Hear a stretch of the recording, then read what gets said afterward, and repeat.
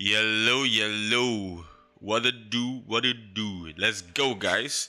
The time has come for the live stream. Blessed Star Studios live stream. We are so excited for today's edition. Computer's working good. Everything's working fine. It's a good time. It's a good time.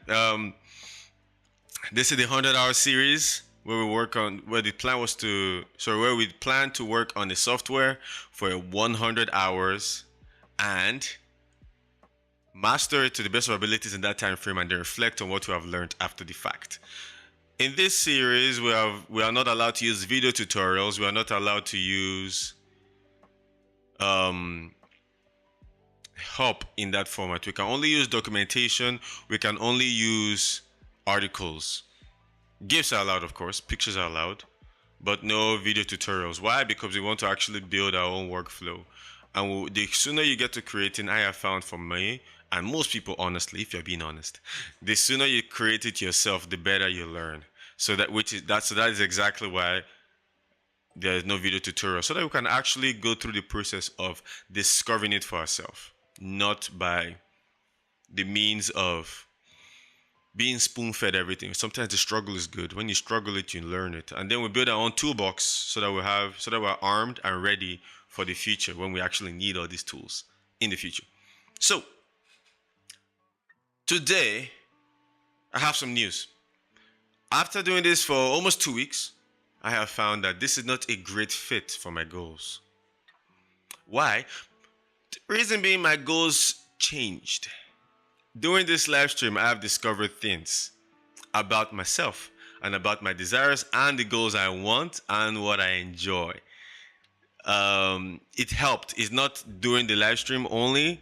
It was also outside of the live stream and how I spend my time. So what I realized is I want to go into movie direction and film production and storytelling. So I want to have more time where I can have focused writing, focused development, playing around with the camera and not just sitting by the camera, but like adjusting things like lighting, scenes, all of those things for cinematography and experimenting, filmmaking, and also combining that with visual effects and 3D walls for CGI. So I'm really looking forward to doing all of these things, but then I've been trying to see if there's a way I can keep live streaming and doing this, because I feel like it's a very inspiring thing for myself, keeps me accountable more than just me. You know, when people say, hey, we're here, it just gives me that different level of like, hey, I owe it to them to also come back, but I also owe it to me. So I know I do not need a live stream to hold myself accountable. Like, I started this myself. Nobody made me. Nobody forced me to. So, but yeah. So I'm really looking forward to doing this. But I will have to end this live stream, at least for this time period. If I find in the future that it actually makes sense to have a live stream, and maybe once a week or something, I'll gladly put it back on, because I've actually really enjoyed learning online and talking online. It's really been so fun. So yeah, but this whole space where we are right now is going to be transformed. Going to make it work for movie development and like recording in this space, maybe with a green screen and some blackouts, and then going outside to record, going to different houses to record, working with other people and other friends. I'm really looking forward to doing all these things in the time I have. The 5 a.m. gang, love it. Love you all that joined me on the 5 a.m. gang. Yeah, if you have any interest in those type of content, animation, short films, and also I'm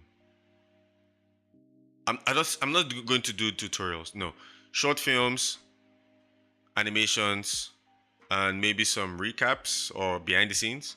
Like that, the type of things I'm imagining us posting on Blessed Star Studios platform. I'm probably going to take down this Twitch page for those of you that found me on Twitch. So if you found me on Twitch, please find me on YouTube if you want to follow along. Yeah, I have some followers on Twitch. Thank you all for the support. I really love it. But if you love YouTube as well and you love that type of content, feel free to come over. Making movies there and 3D CGI. And I was just excited, guys. Like, I'm really looking forward to doing this. Yeah, which is why we did this. You know, we're doing it for the dream, to take this to the stars. And I want to be a director, a movie maker, an animator, and I really want to tell stories. So I'm gonna place some of my chips in the box. I think that's how the saying goes. Put all my chips in, and I'm going to aim to go into the industry, and I'm going to try and hyper focus. I'm not going to get sidetracked. I'm already sidetracked enough with my job, my full-time job. I'm going to focus on making movies. Like, actually, yeah, as funny as that sounds, that's what I'm going to focus on. I'm not going to spend time dealing with YouTube tutorials or anything that is taken away from building the actual experience. I want to avoid that. I want to just spend my time making movies, making short films, making scenes on Unreal, making models to be used or repurposing models to be used, writing stories, and just creating. Yeah, so like so to the end of this week, we're going to sorry, for the end of this video is not going to end with me just talking. We're still going to work on this video. We're going to learn how to export files properly between Blender and Unreal Engine in a way that's streamlined and makes sense. My camera is a bit too. I can't change it. Oh wow. Oh, it's fine. You guys have been with it. Yeah. So I think my camera is bent. Hey. Yeah. It's bent. But I don't want to change it so I don't unplug it by accident. Sometimes the cord can be iffy. Yeah. So we are going to be working on how to transfer those files between Unreal Engine and Blender, or rather Blender and Unreal Engine, so that we can get nice looking renders and the best quality whatever, and also just get familiar with the UI again of Unreal Engine, because it's been a minute. For those of you that were here this morning, it's been a minute, so I'm a bit rusty. But yeah, it's good stuff, guys, because we're gonna be using those tools still. Gonna be making environments like we see in movies, special things, and then try to get myself and other actors and friends into this environment and do some nice animation. And then 2D animation is still on the table. 2D animation is 100% still on the table, because we are going to be making those animations on Blender and drawing on Procreate. So it's more of a combined process. And if my video is lagging all of a sudden, it's because I just opened Unreal Engine in the background. And for those of you that know, Unreal Engine 5 is quite heavy. This is my laptop, if you did not know, and whoa, it is doing the most. Thank you, laptop. You're live streaming and having this crispy camera. By the way, if you're wondering how I use this camera, is actually most of the processing is mostly done on the camera, not on the computer, which is why it's lightweight, because of the software I'm using. Yeah, so very nice software. Yeah, all the work is being done on the camera instead of my background, instead of the computer itself. Yeah, so that's good. But I have talked for 10 whole minutes. I think that's the record so far of talking time. But yeah, let's get to it. Before I even start sharing my screen though, I'm going to create a new level, because I have a very heavy level open right now, and I don't want that. I want a new level. Okay. Now we're going to change our posture so that we can relax into this. I've been sitting down. Okay, can you guys hear me? Let's see. Of course you can hear me, but like, can you hear me well is my question. Okay, so bring the mic closer. Live stream distance.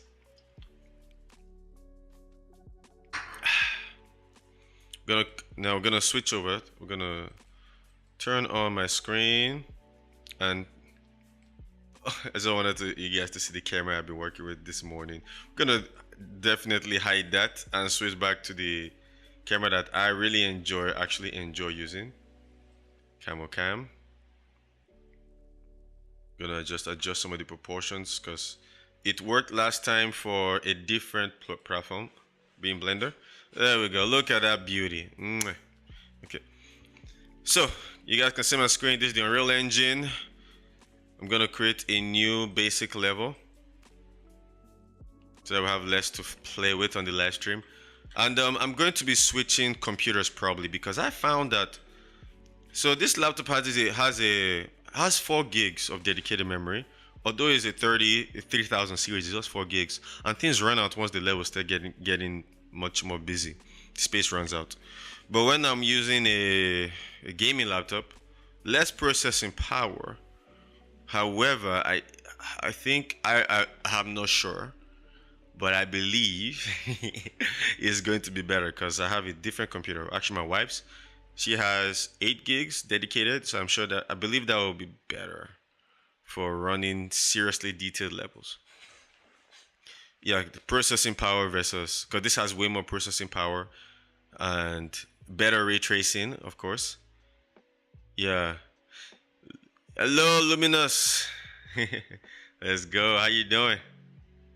Yeah. So we'll see how this is going. We'll see. We work on this. We work on this. Okay.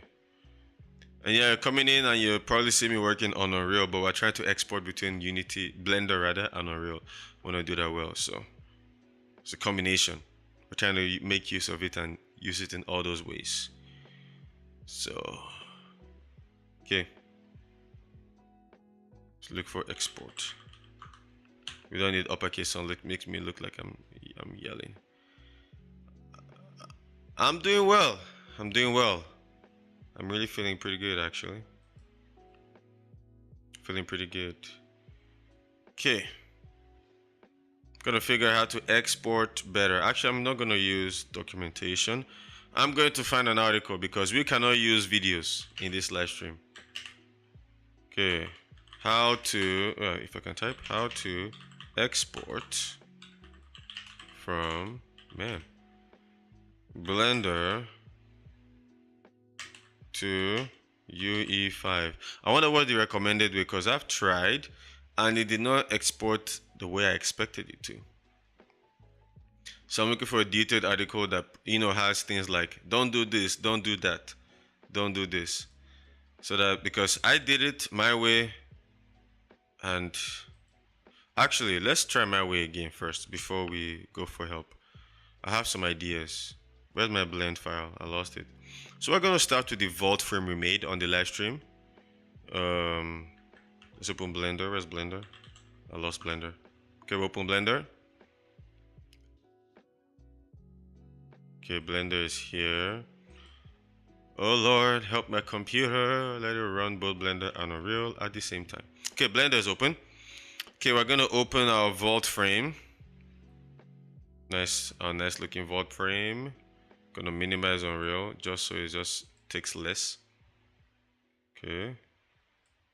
So I have a vault frame made for Fortnite by request by someone who was here. So we're going to, let's go to shading and switch views to rendered so that we can remember what we're working with. It's taking its precious time. Whew. Yeah, so this is what we're working in. This is what we want to see. Look at those streaks there. This is black, this is white. So these are the colors we're expecting to see. And we want it to be of this quality. In fact, even better on Unreal Engine, because Unreal Engine is nice. So we're gonna export this. Let's go to layout view. Go to material preview view. No need for that. Let's go to solid. Okay, this is what we have. We're gonna export this. Currently they are separate objects. So I'm gonna try exporting them as separate objects. Let's see if that works. This morning we tried doing that, it did not work well. Maybe it was just me. So with the morning brain, and it was not clear. So we're going to work on this. So FBX, vaultframe.fbx. Okay, let's only send in mesh. Okay, selected objects, mesh, scale of 1. We're going to apply modifiers. Where is that defined? I want to, under geometry, under armature. Okay, do I actually know what all of this means? Yeah, mostly. Apply scalings, all local. Yeah, all local, yeah. And then the forward is We actually want forward to be negative x and z to be up, because why are we going to change that? Oh yeah, I guess some engines have a different set. Okay, normals for smoothing. What does this mean? I am going to actually go to documentation because I'm sure they have some defined these. Okay, geometry, smoothing, to do, to do, to do, to do, to do. Zero definitions. Okay, that was not helpful. Let me type smoothing. Let's see if that helps.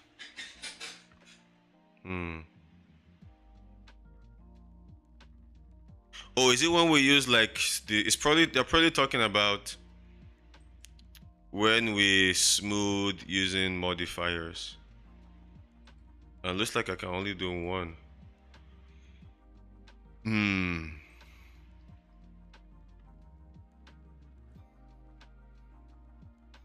Okay, so let's try normals only. So let's take note. We're doing normals only. We have our x on negative x, because I think that is it. We're gonna do selected objects, batch mode. No, we're not doing batch mode. That might be a good idea though. Path mode ortho.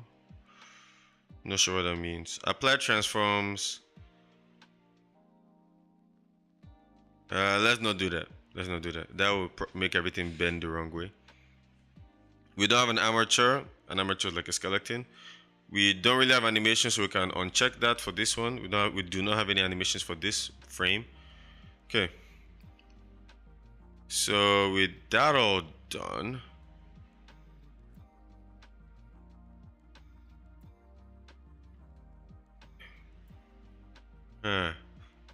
the only thing I'm a bit not sure about is the materials. Before I hit export, let's check if I have done well by the materials. So I'm gonna check. I just want to make sure the materials are saved images and not just random images that are in temp. Okay, saved to the right folder. Good. Okay, we're gonna make sure they're all proper. In fact, the easiest way to do this is to just go to materials. No, let's go to textures. Oh, nothing here. Well, never mind then. Continue what we're doing here. Okay, ambient occlusion, save it. Perfect. And base color, save it. Perfect. Just making sure everything is good. That's what we're trying to achieve here, guys. So this is, if I was working on this, if I was working on this like 5 minutes ago, I'd have remembered if they were all actually saved or not, but like this was earlier. So let's see. We're gonna save everything, and everything is saved in the right spot. Perfect. Perfect. Okay. Okay. Everything is looking good so far. Everything is looking good. Let's go to layout again. I'm gonna change this to material preview one more time. Okay. Okay, perfect. Everything has a material. An intentional material, not an accidental material. Okay, good.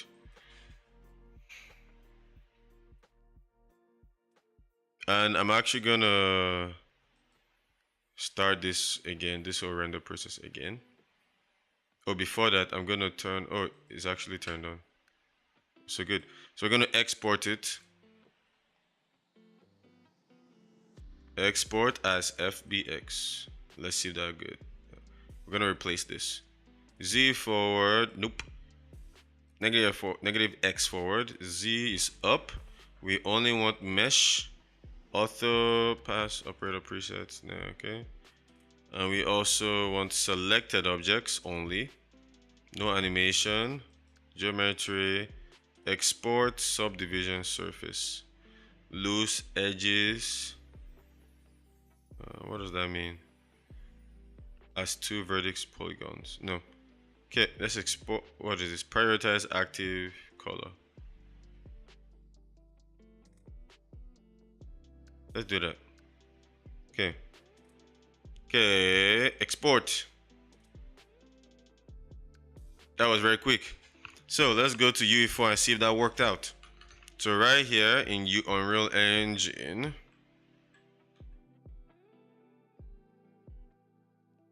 let us come here. Let's in this new folder. Gonna import.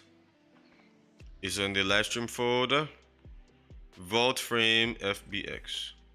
Okay, it's not a skeleton mesh. Let's build nanite. It's a static mesh, yes. Search location, yeah, search local, because they're all in the same folder. Create new materials, yes. Okay, we're importing textures. Invert normal maps. No, maybe height maps, but not normal maps. Yeah, I think, yeah. Okay. File axis directions. That is wrong. It's not Y up. Wait a minute. Does Blender... I guess maybe that's why they did that. Maybe Blender was actually helping me by trying to... That's why they made it so it's Y up. Because Y up is probably how all FBX work. Well, look at me trying to be smart. But let's see. We're not sure.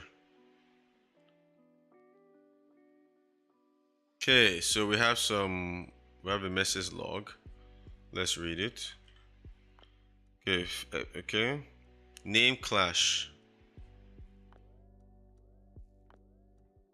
Oh, so it got renamed.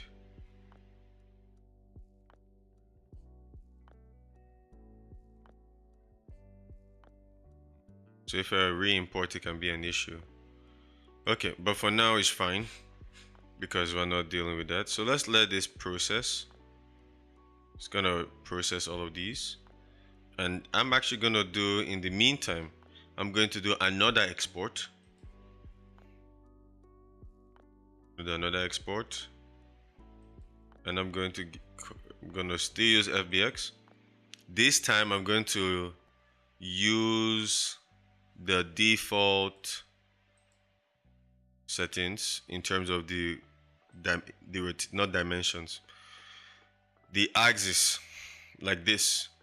I'm gonna leave it like this. Okay, and no animation.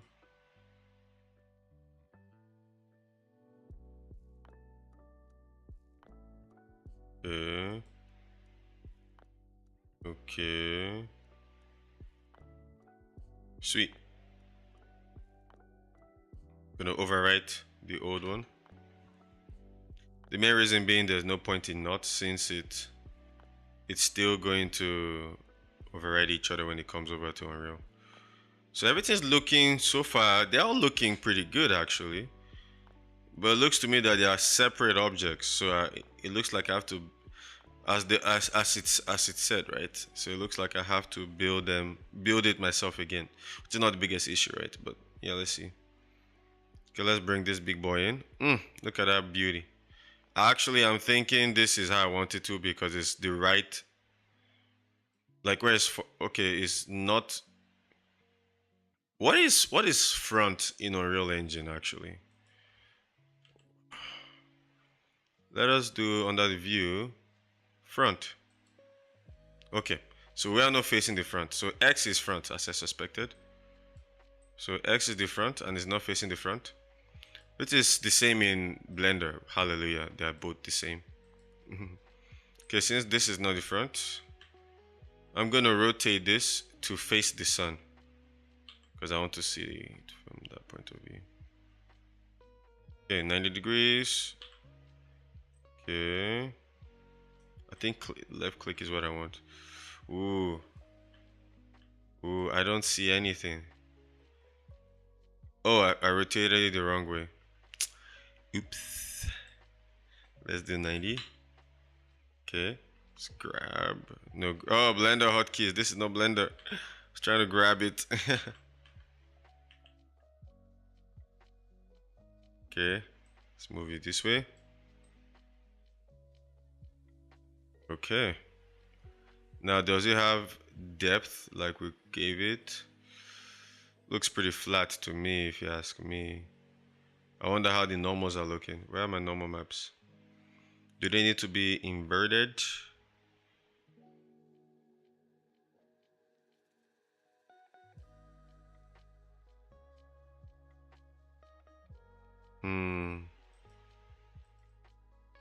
I did not make these normal maps, for the record. They were made by someone else who knows what they're doing. At least I like to think so. It seems to me that the normal maps were not assigned properly. Because look, some of them are actually not normal maps. Look at that, it's just flat. So we're gonna look for a normal map that is not just flat. Wow, these are just plain pink. Of course they are flat. I may have to re-import the materials or the texture for the materials. Okay, so this is the Unreal Engine. Okay. Can I feed my normal map straight?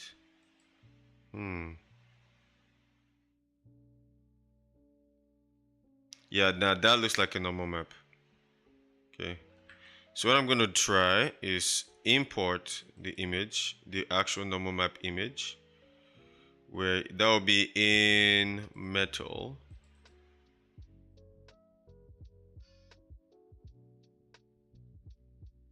Yes. Override. Okay, and for you, okay. Is this just me or is it actually just a plain image right now? Like it looks plain to me.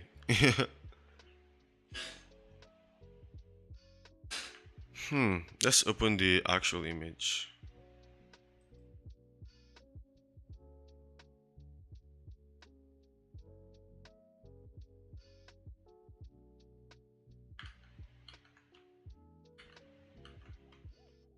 Doggone it, that is plain. Then what provided the information? Was it the height map maybe?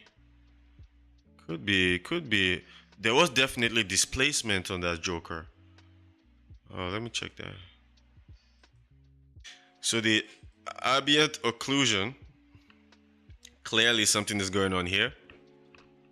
And the height map, it's so hard to see. At least for me, with my light glaring in my face. Actually, on my second monitor tends to handle these things better. Yeah, I'm seeing some details on my second monitor. Because it's just smaller, but it does detail way better. Okay. Yeah, what we're going to do. No, cancel. What we're going to do is come back here. What do we have here? So we have metallic. We have texture sample. What we want is a roughness image. It did not, for some reason, is not here.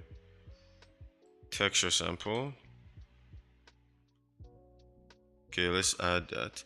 So this is some of the issues we're facing here. Like we thought we were done, but it did not pick up the right image. So we want, this is roughness. Was it called roughness?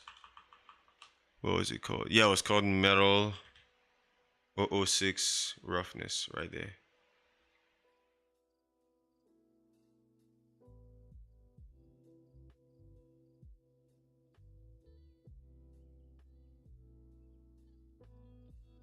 Okay.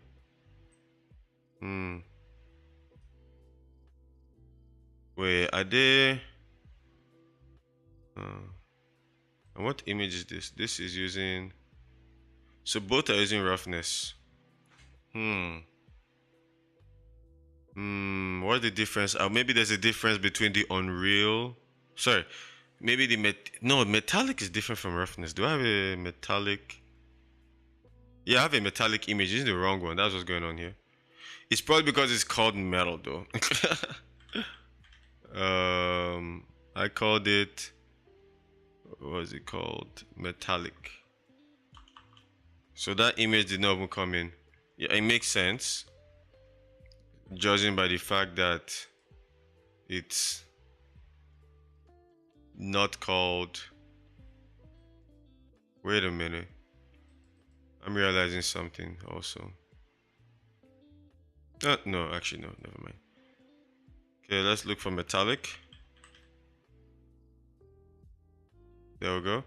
So let's import that. Okay, our image should start changing very soon. Start looking like what we intended for it to look like, because we actually made some paintings. So, okay. I'm already seeing some little details already. Let's look at that. That was intentional bump. So some little details, like not a lot, but it's coming together. It's not as flat as it was. Okay. Okay, the other thing we also added was ambient occlusion, which is definitely not there. So I'm gonna make these look neater, because right now they're ugly set of spaghetti noodles. Okay, so move you up, move you up, move you up. I love how the knowledge we have acquired in Blender is very transferable here. Like, it's such a great feeling knowing that, hey, I know how to use something like this. I learned it somewhere else. Yeah. Okay, texture sample. It's just a different name.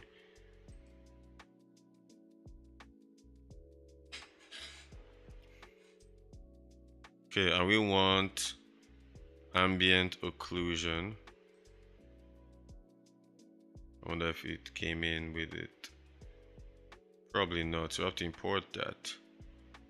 Ambient occlusion. Okay, there we go. So let's get it. So these are the things to note for here. It may not come in, even though you had it. Ooh. Okay. What else? What else? What else?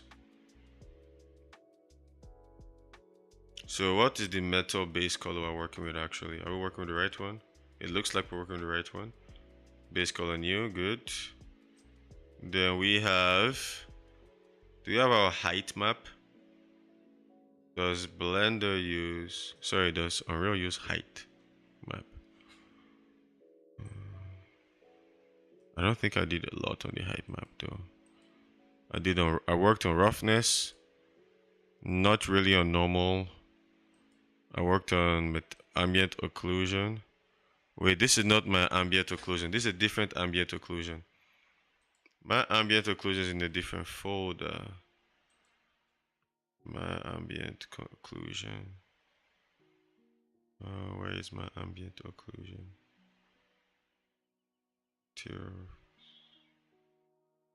Super Blender, find out. Okay, we will go to shading. If I can read. In our material, just make sure we're selecting this one. Different UIs, different uses, different buttons. Lord help my brain. Okay. So we also have a displacement map. Yes, that's the height map. But I don't see that anywhere here. I think it's that. I'm gonna try that. I think it's that.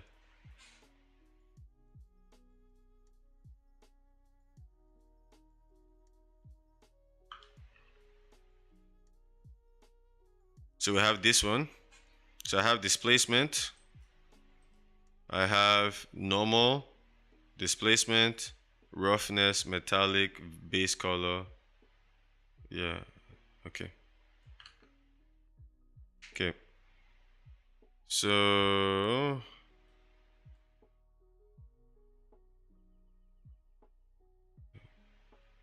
metallic is correct, base color is correct, roughness is correct.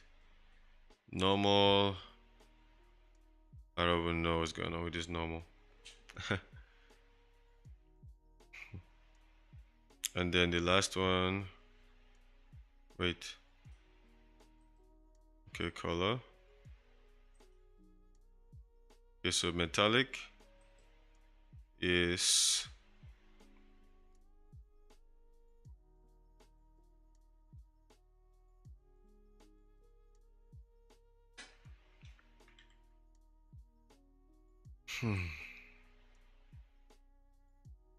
oh, I didn't have the picture yet.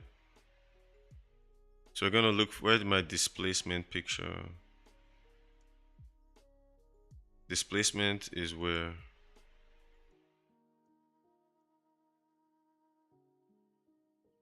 Okay, it's right here. It's the same one. I just saved over it. Okay, so we're gonna import that on Unreal.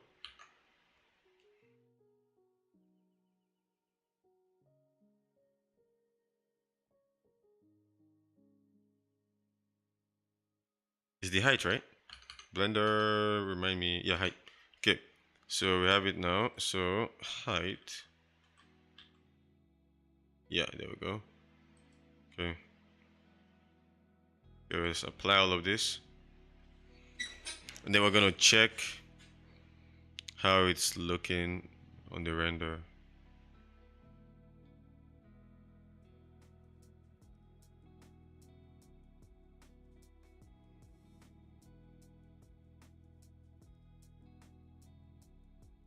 Okay, yeah, so this is exciting. Let's see how how well our changes transfer over. Okay, fascinating. I can't see nothing. So dark. Okay, it's so dark, so metallic. My word. My word.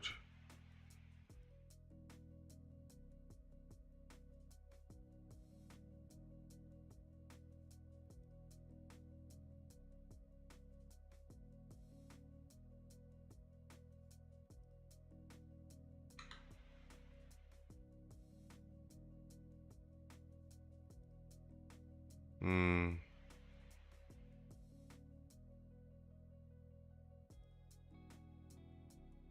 Hmm.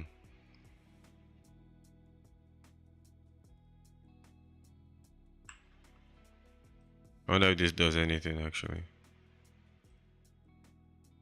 Multiplying it.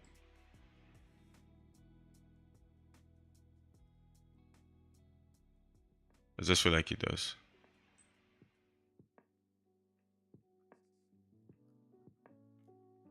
But it's currently not something I can actually look at, like compared to this.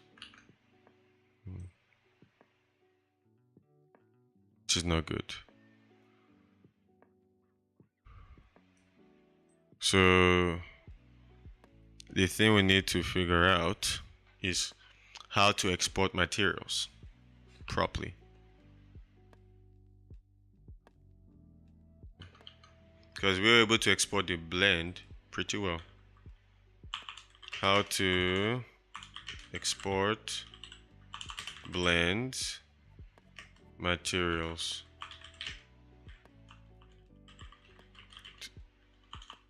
and textures to Unreal Engine 5. Hmm.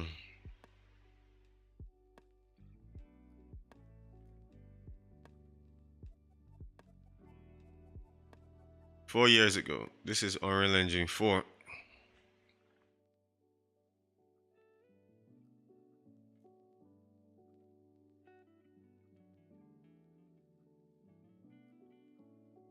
This is 2024, so this is a good article. Okay, Blender to Unreal Engine 5. Let's go. It's a video.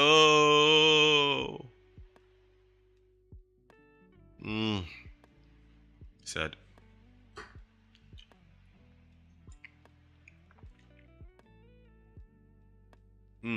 This one may explain some of the differences that I'm also wondering.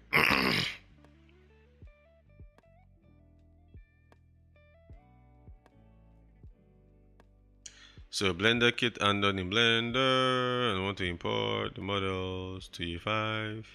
Seamless transition without any tweak. Still can't find a solution after watching 20 plus tutorials. Oh, excuse me. For some reason, only some materials transfer correctly to Blender from Blender to UE5. But why? Some help would be so greatly appreciated. Blender file importer in code plugins. Is that actually a thing? Like for free? That is a thing for free. I'm taking it now. 60, 50. I am not taking it now. The budget is tight. So that means there's some things to deal with. Okay.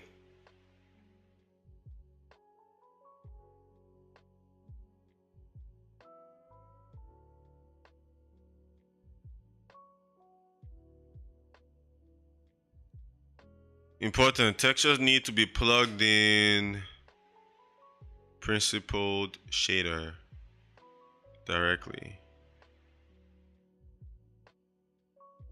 to export them into Unreal. Like the principled BSDF, well, I have those plugged in. Everything is plugged into there.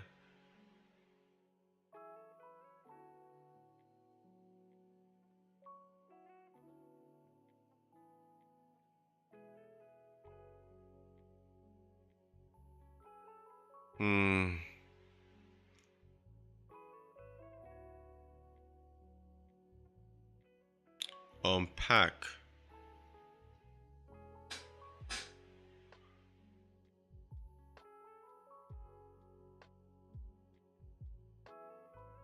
I think mine are unpacked. Let's see, Blender. Yeah, I don't have that button. So I think, yeah, because the location for my photos are right there. Oh man, UE4 expected, so Blender expected your textures to look the same, eh? Is it the ambient occlusion? Because the ambient occlusion is the only thing that is currently new.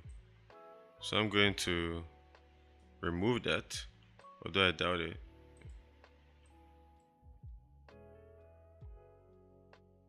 Yeah, I don't think that was it. Oh, it's still there.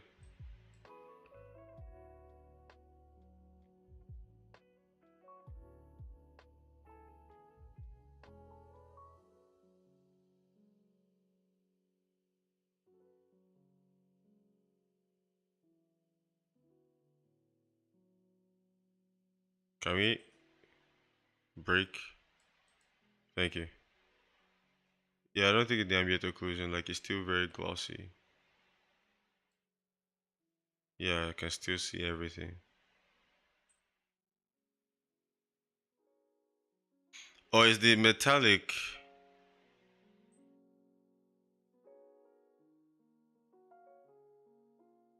Invert? Can I invert image easily? Is there a way to invert image? Let's open the image. Okay, what I want to do is invert you.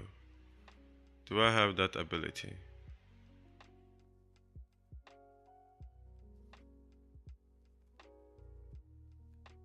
Do not see that ability. Any of you guys do that? No person.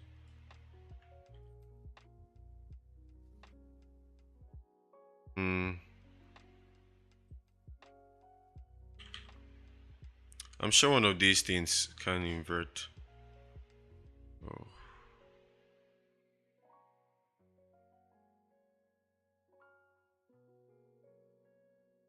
You?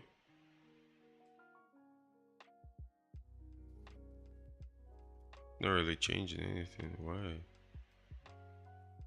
Doesn't let me edit. What does oodle mean? Come back here, oodle. Hmm.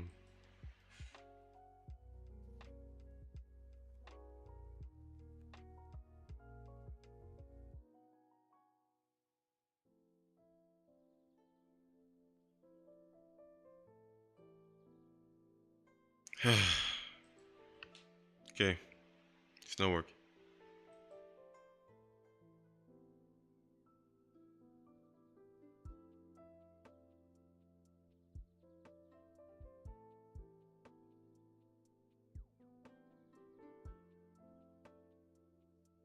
Okay, okay, okay. While we're at it, wait. All these photos are RGBA. They're not just RGB. I wonder if that actually has an impact. Like, I wonder. I may be wrong, but all of these photos are RGBA. Like, I feel like that may have an impact.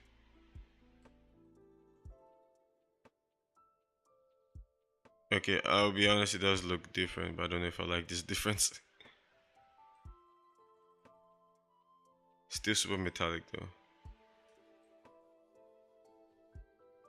Still super metallic. Let's see. I wonder how my video is doing. Am I lagging seriously? No, I guess not. At least it doesn't look that way. Excuse me. I think I should go grab a snack. Yeah, I think it's a good time for that. Okay, I will be back. Let's get this be right back screen on.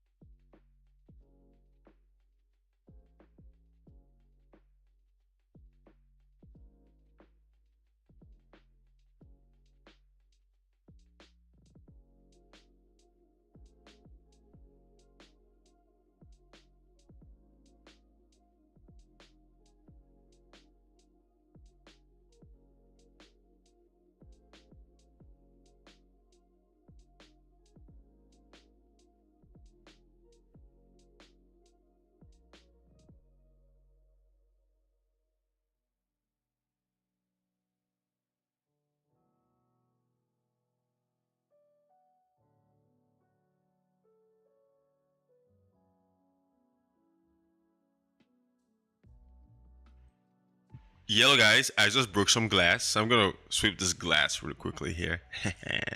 Sorry.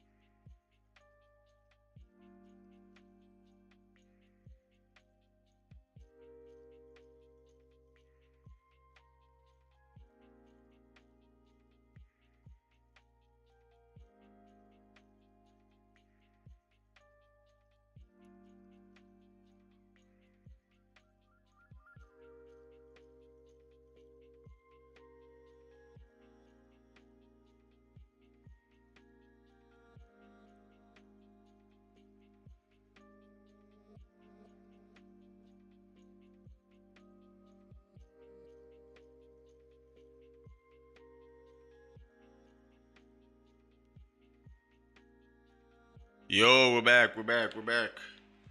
We broke. I broke some glass. Oof. It was one of my lights. It's not one of the lights I use currently, but I used to use it before. It's so hot. The light itself, it tends to be very hot. It's a lamp. But yeah, it's here now. I think I'm gonna turn it to something for recording, but it's more wide. Okay. Well, let's get back to it. Shazzy. Shazzy. Welcome, welcome. Good to have you here. Okay, let's continue.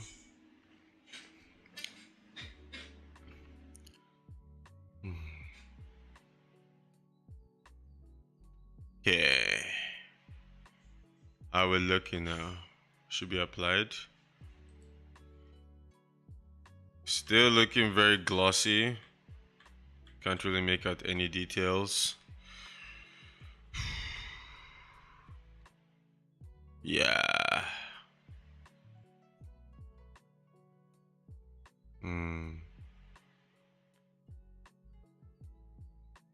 So, materials, eh?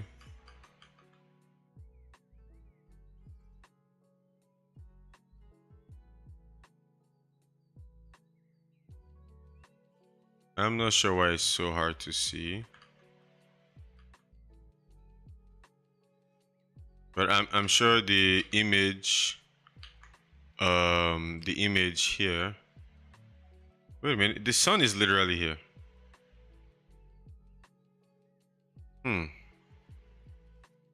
Let's rotate this again.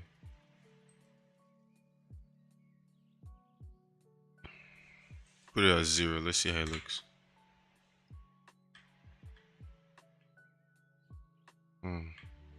Yeah, I can't make out the details. It's awful.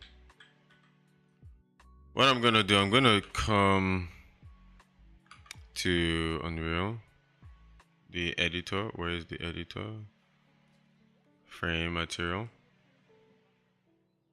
I want to invert multiply by, yeah, I think if I a multiply, and I multiplied by -1, that should invert it.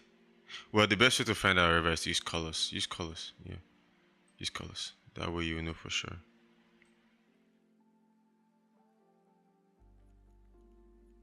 Okay. And then put it here.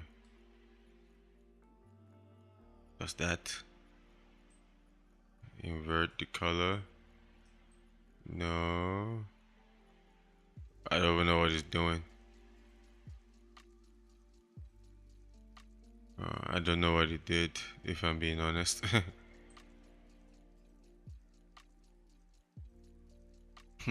Well, actually, let's think about this. We're trying to invert the values of the red, green, blue, and white to negative, and that is not how that works, ever. That is how it works.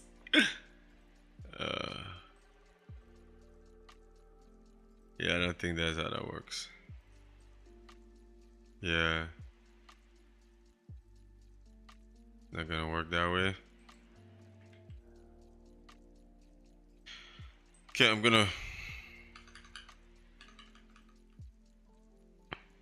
let's go on the interwebs. How to invert colors in UE5.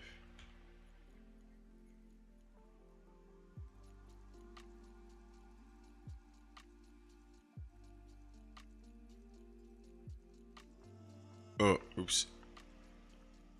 UE5.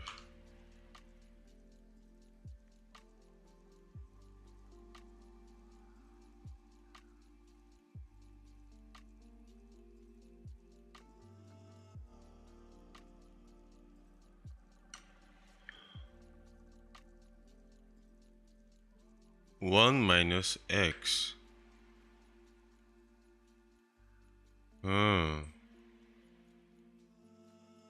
Let's try that.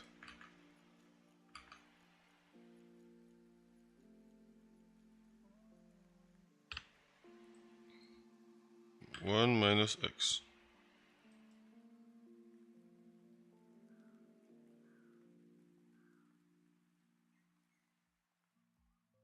Okay, so that already looks way better. Where everything else is flat, is rough, and everything else is not. Okay, I'm gonna duplicate this. Put it here.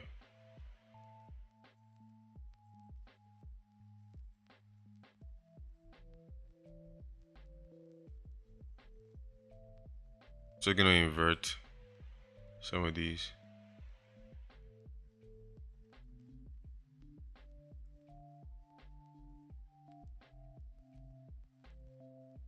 Hmm. How about we invert only one? When you invert only one, that's a messed up image. Very messed up image. The scaling is all off.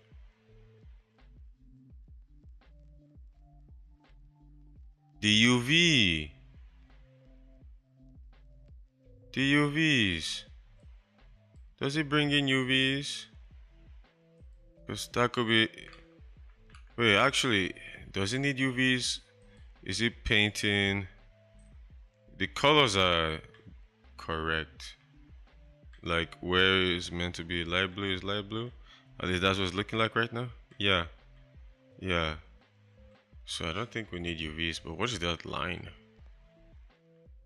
Maybe we do need UVs. So what happened to the UVs actually? It's a requesting.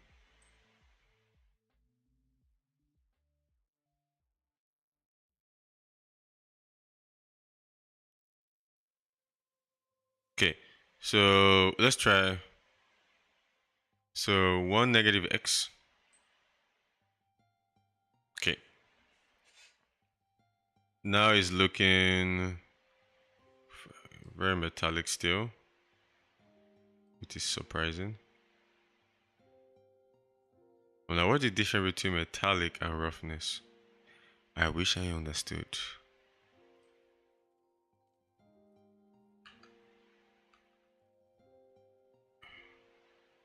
Like there should be a difference, but I don't know. Over here, it's not looking the way I want it to look.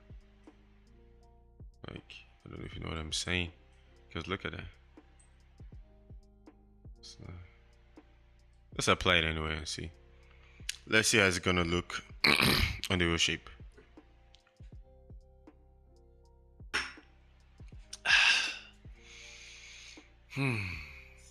Okay. Now I see why they have the plugin for this. Oh, I think my face is lagging big time, eh? Yeah, it is. Oh well.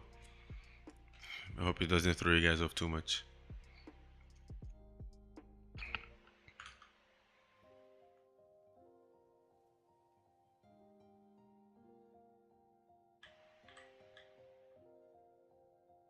Here, vault frame, we're going to rotate you again by 90 so we can see how you're reacting to the light.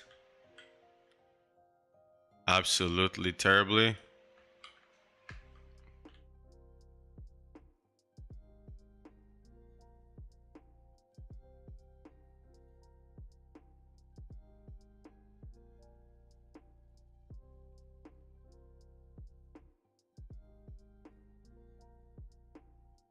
Okay, this is how it looks. This is how it looks. 0% metallic.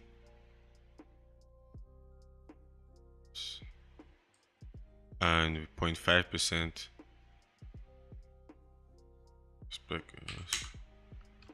and 0.5%. Huh. Interesting. Specular, were you doing too much? Are you the reason for my issues? No. I do want it metallic, yes. Maybe I do actually want an inverted metallic shot. No, I wanted it. If anything, I want it less metallic. I feel like it's too metallic.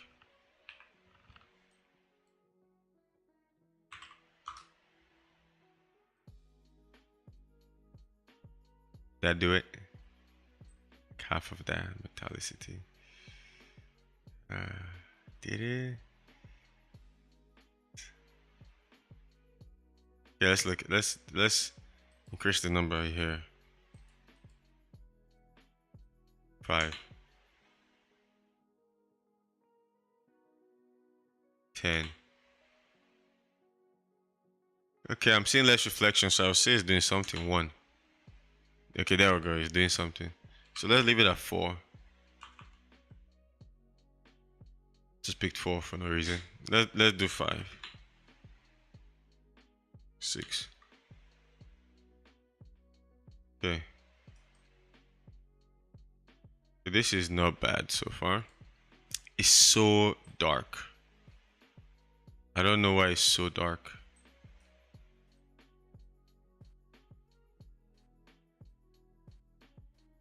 It's not the alpha, eh?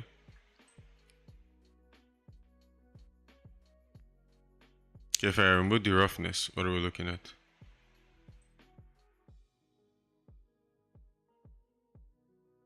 Okay, let's play with the roughness value. If it's 1, it's almost 0 reflections. If it's 0,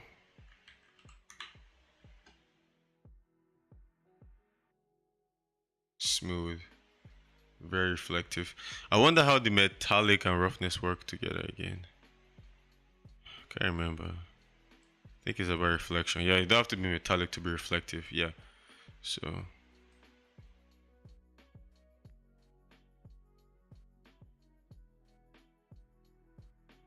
okay.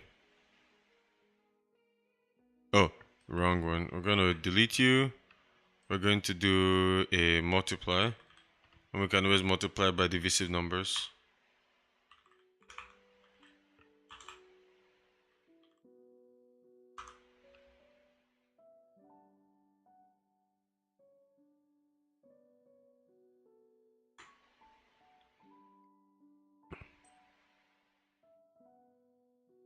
So dark, this image.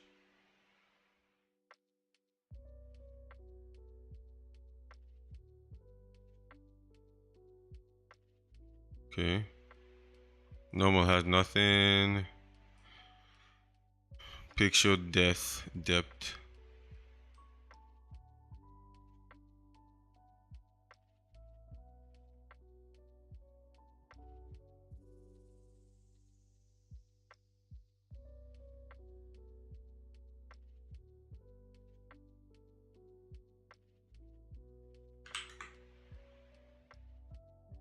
If it's doing what I expected to do, if I put 20, it's gonna be huge. So it's clearly not. So let's forget about this. It's not doing it. What I'm trying to say is there a way to do displacement.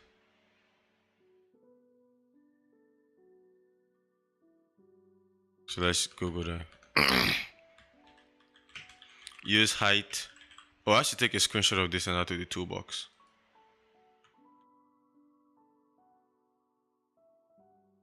Almost forgot about that. Toolbox very important so that we can reference it later. This is how to invert a material or texture in a real engine.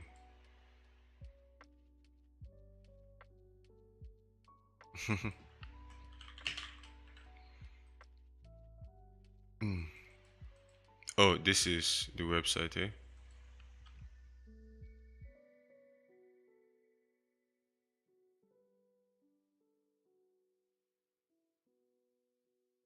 Try that again.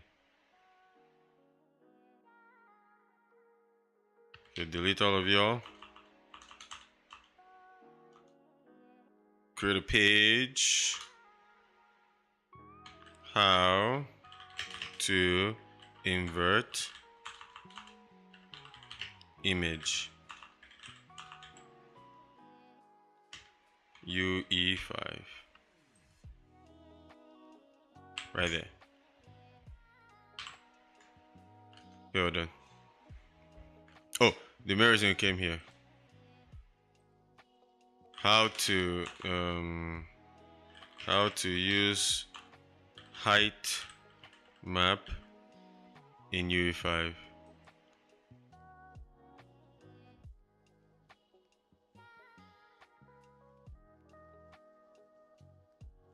Very soon we're gonna learn how to add it to landscapes, but now with material.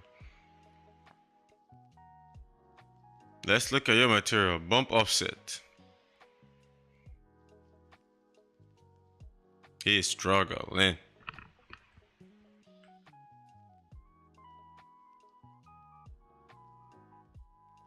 Normal from height map.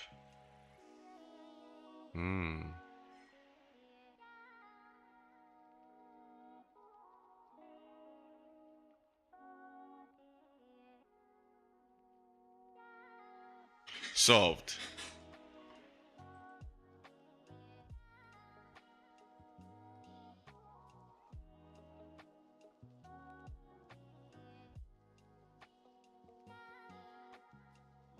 I'm gonna read it. I thought I'll see more. Okay. The image is here. Okay, let's read it from the beginning. It's the easiest way to have a texture as a height map / displacement map. But plug it into world offset to ignore tessellation multiplier. Bob offset works by taking in a height map and mocking it with the UVs based on your vector to the pixel. Either way, you still need some height information. WP will be preferred in the actual mesh alteration, so it could be more correctly, impact lighting by simple virtue of its position. The matte there kind of comes out in the wash. I don't get it.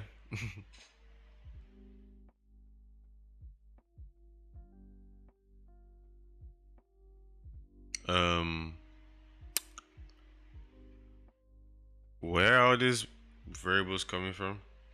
I don't think I have those. Or are those the tiny hidden things?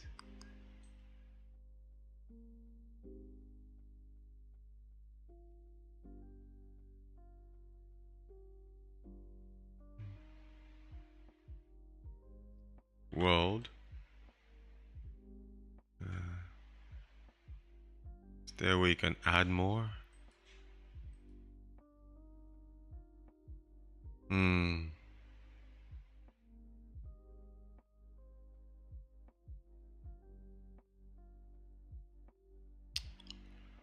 Okay.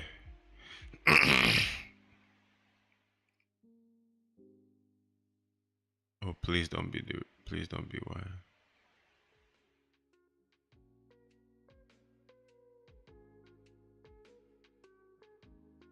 I just realized something. I made this material and I painted it for a mirrored object. And then I expanded it, but the image is the same size. Oh no. Oh no. But this is a bad image to work with, so we're gonna abandon ship. The reason being is not gonna work. Yeah, save. Yeah, sure. It has many things wrong with it. We're gonna use a different set of stuff, things I worked with. How many blends I made on this live stream that we have colored. Okay, we're going to come here. Gonna create a new folder, and we're going to call it box. Very generic name, I know. Let's go to Blender. Blender, where are you? The Blender closed on its own without my permission. Did it quit on me? It's like, this guy doesn't care about me. Oh, I'm sorry, Blender. Care about you.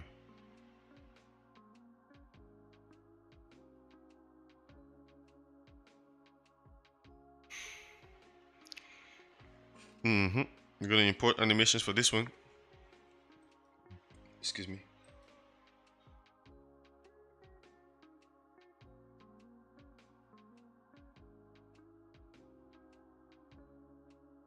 Okay. Oh, this one is Z up. Fascinating. Okay. So it looks like cycles already on his own. So what came in? Just the image? I'm guessing that's probably all I gave it, eh? Yeah, so what does it look cycles like?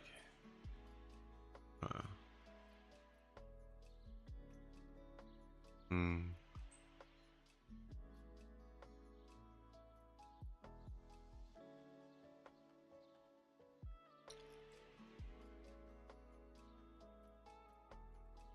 Hmm. Oh well.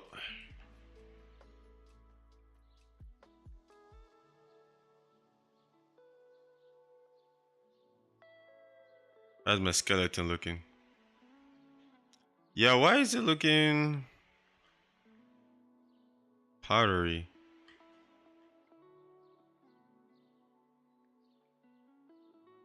Is it the image? Could be the image. The image itself.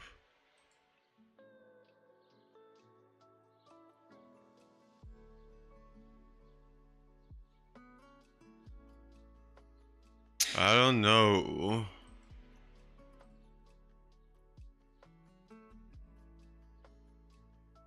Okay. Hmm. Oh well.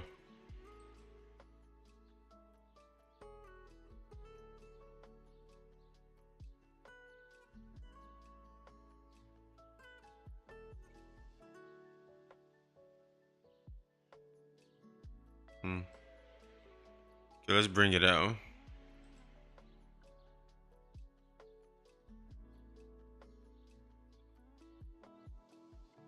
Skeletal mesh.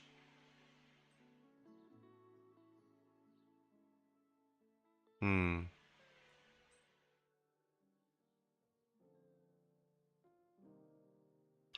Yeah, it looks powdery, eh? Does everything look powdery in Unreal now? That was going on?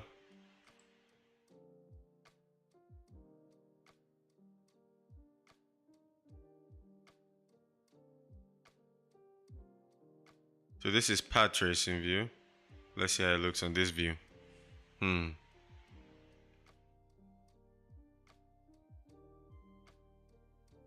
It's taking this precious time. Path tracing is like cycles, eh? Hello, Paulo Petron. How you doing?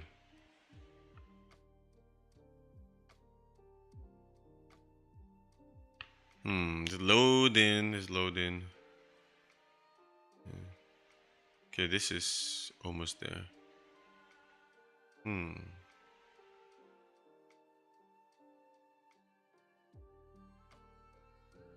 I'm surprised this is already here.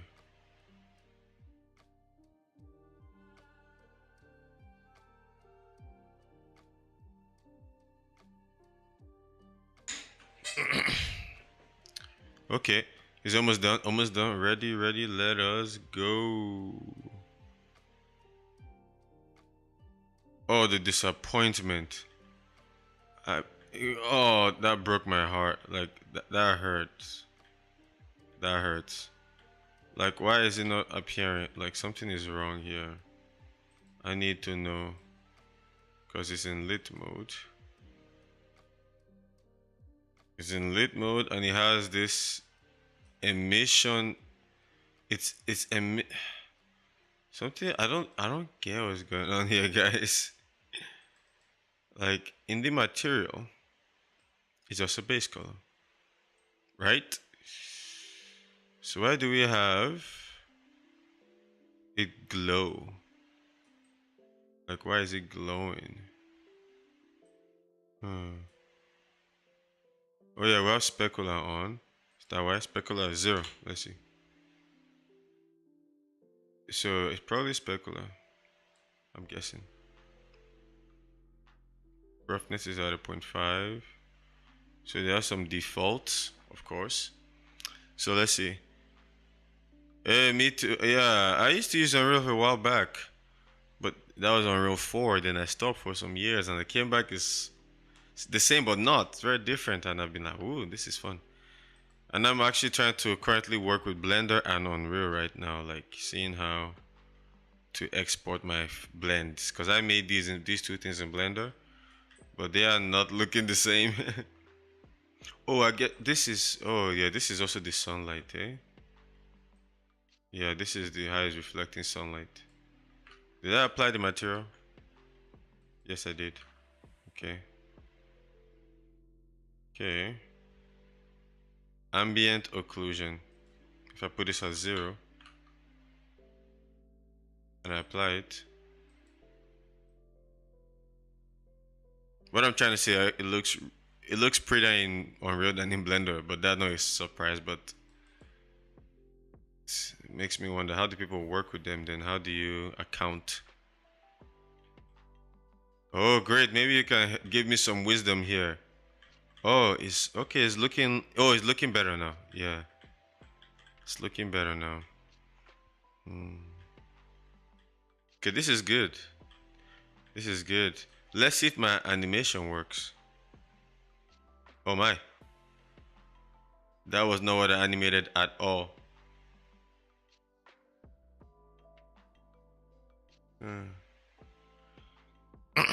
Well, okay, that's not true. I animated on the Z-axis, so it was rotating. But now it's rotating in a weird way. It's not the biggest deal though. We can always make our own animations. Over here. I can't change the parameters after importing it.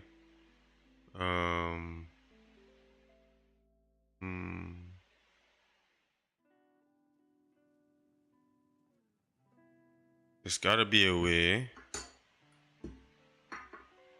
to tell Unreal how I want it to import the animation, but I'm not sure how.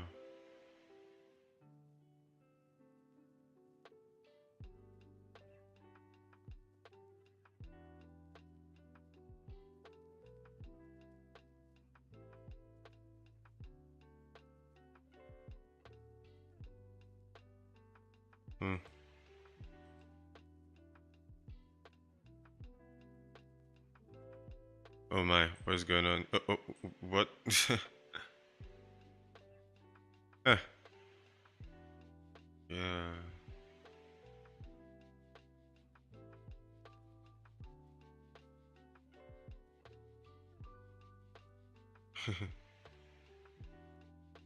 Oh, oops. Okay. So, I'm not sure how this is gonna work, but it's not working the way we want it to. But I'm okay. I think I should figure it out with the interwebs. So, let's go. Let's go here. And do you know how to use displacement maps? If you know how to use displacement maps, please let me know. No, that's a different thing. Okay. Import. Let me do export, import. Or I'm using the wrong keyboard. Import. Animations. Unreal Engine. From Blender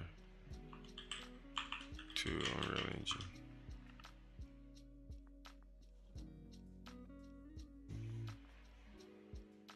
And in this tutorial, we do not watch videos. Rather, we don't watch videos here. So maybe we should follow our article.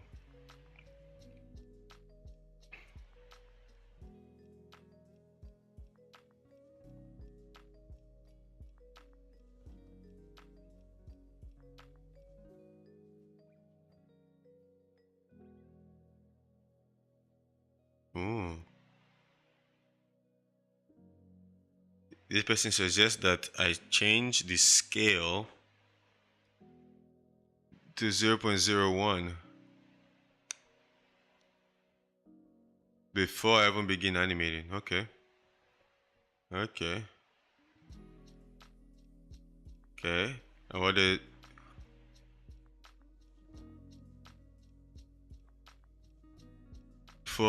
To start animating, make sure the origin of your objects are the center of the world and activate fake user.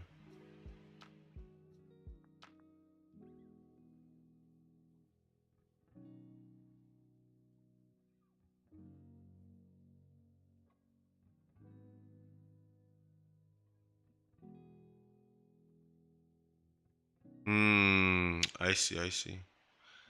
So make sure it's a world origin. Yep, that makes sense. Before you begin animation.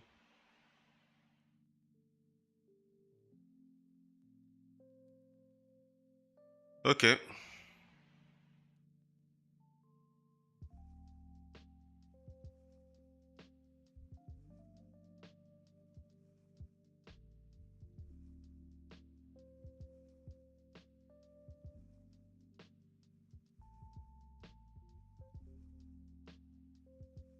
Okay. Add leaf bones. We don't want that. It generates extra bones that Unreal does not need. Okay, so make sure that is off.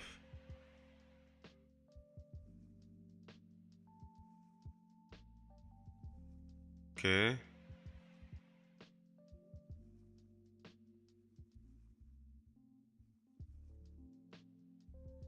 We don't have bake animation anymore in Blender. But I'm gonna at least attempt using this article to export from Blender again. And my Blender crashed on me for some reason. I don't know why. But we can always open it again.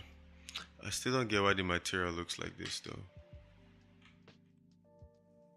Because I don't believe that's how it is in Blender. Okay, Blender, I believe you open up. Right there. Okay, this blend. Yeah, look at that. It's very different. Crazy, eh? The rendered. Yeah, it doesn't look like that. Come on. Okay. Units. Okay, so these are the do the units. Okay. Let's do 0.01 before you start, but yeah, whatever. Let's see our size now. Go to layout. When I click this, it shrunk drastically.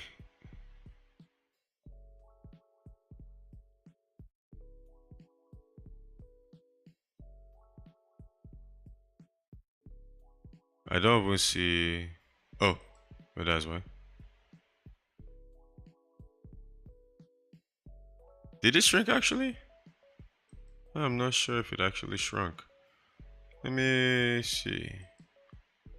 Put this back at 1. Okay, it did shrink.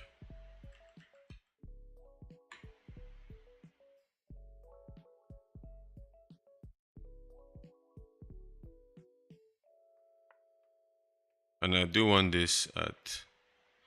Wait a minute. I am now working in centimeters. So I want this actually to be at this.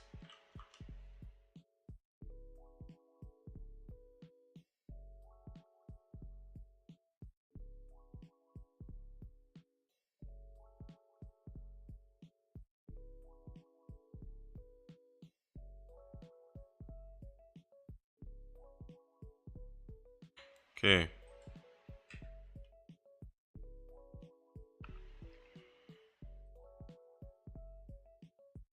Period. No. Hello. Um. And this is why I said do it before you start editing. Eh? Okay. Don't even know what's going on anymore.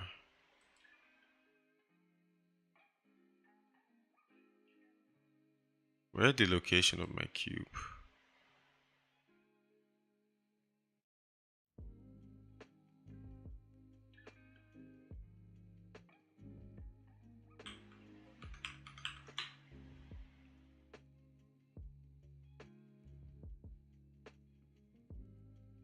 Okay.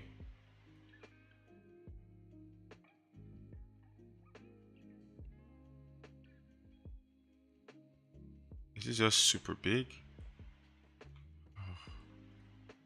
I'm so lost. I'm so lost.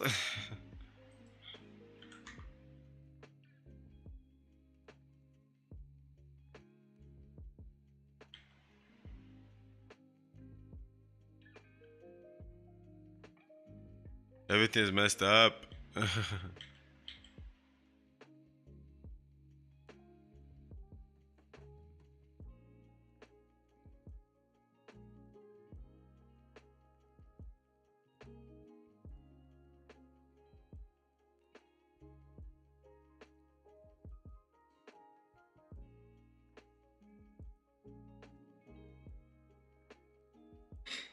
Hmm.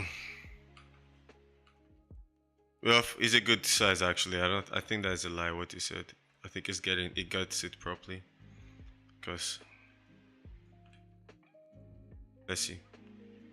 Okay, distance. How can we see the size of this thing actually? Uh, length.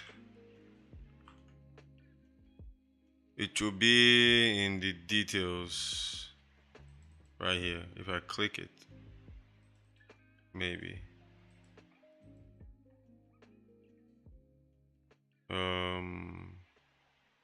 Or maybe here.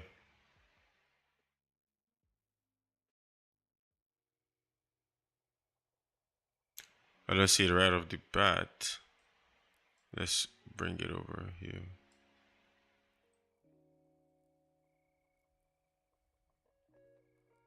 And let's see if we can get some juicy information. Yeesh. Approximate size 13551451652.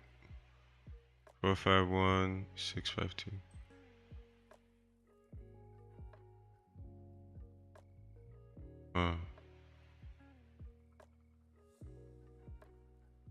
hmm. Let's figure out sizing in Unreal.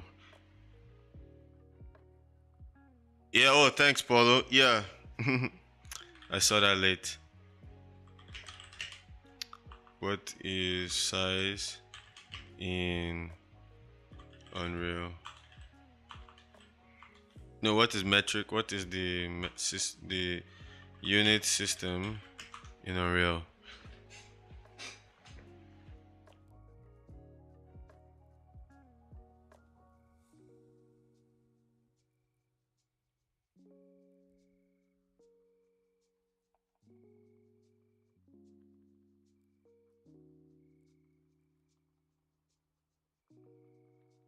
This looks so old. I don't trust them. But it could be right. Probably didn't change it. But it looks weird.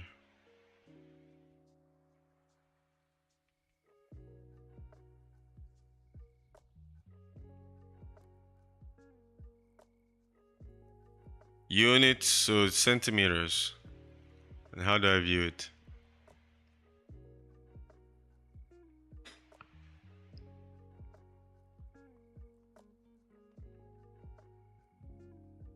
So I can change it. Yes, I don't want to change it. I just want to see.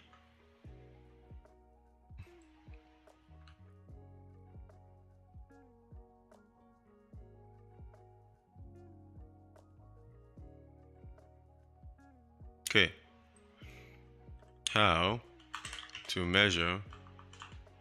How to know the height, the dimensions of an object in UE5. Let's see that.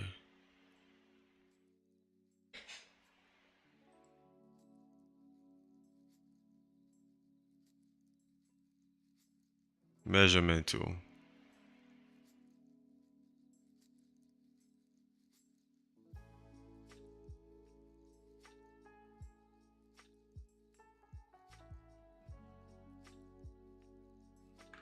I should read the whole instructions. By dragging down the middle mouse button. Excuse me, sir, it did not work. I believe I've been duped.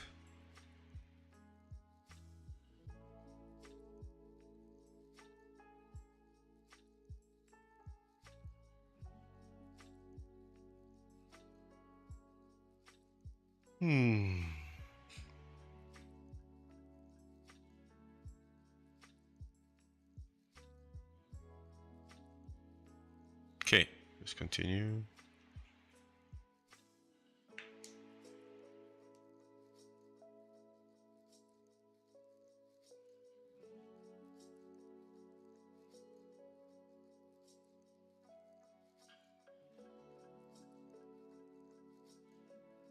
Okay, I knew it had something to do with base properties.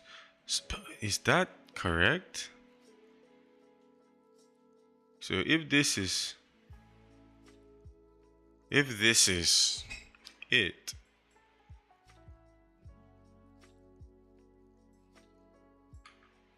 maybe those are some older features. Or maybe it has to be in the viewport. Maybe if I do it now. So Alt H, for example. So where is, okay. So if I do middle mouse button now, okay. Oh, there we go. We have confirmed it's correct. We have confirmed it, guys. The scale is good. Unreal knows what they're doing. We don't need to do any conversion and confusion. Okay, perfect. Okay, now that has been confirmed. Okay, now we can go back out of this to perspective or G.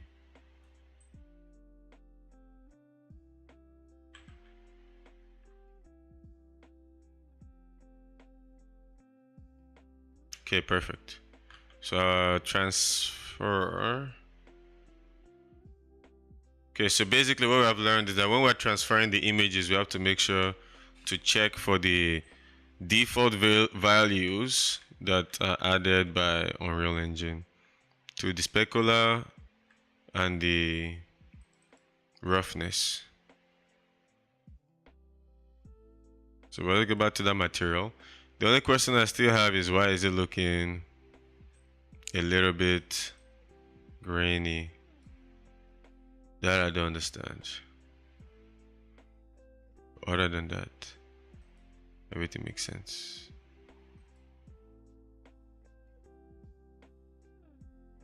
Okay, so we're going to see what happens if I increase the specular value by 5. Okay.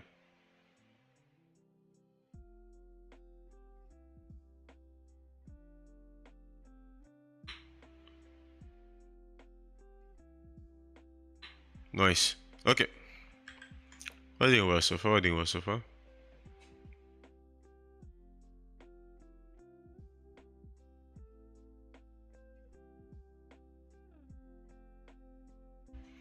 Pretty good. I'm gonna leave some specular on because I actually kind of like it. And I'm actually like also wondering, how does this image work without the normal map? I guess it just knows where to put it. Okay. And because we can, I am going to create a sequence for this. Add level sequence.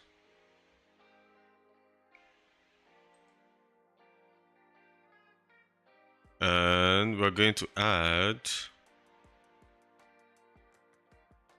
actually I wonder, can I drag and drop objects like this one, for example?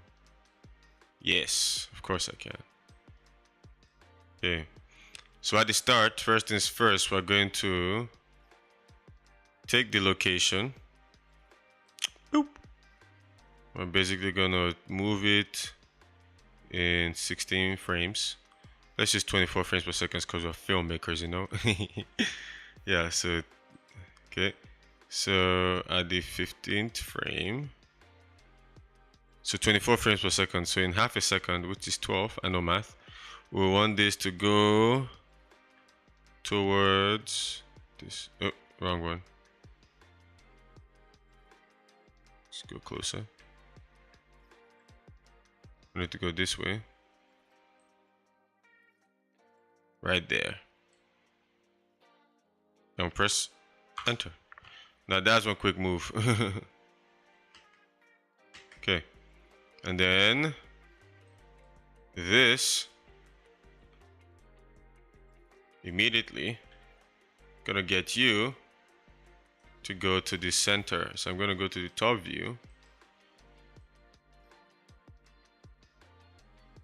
Not light, please. I'm gonna switch my view from to on lit so that I can actually see what I'm doing. Okay, gonna grab you. Gonna go to the beginning. We're going to lock in your location.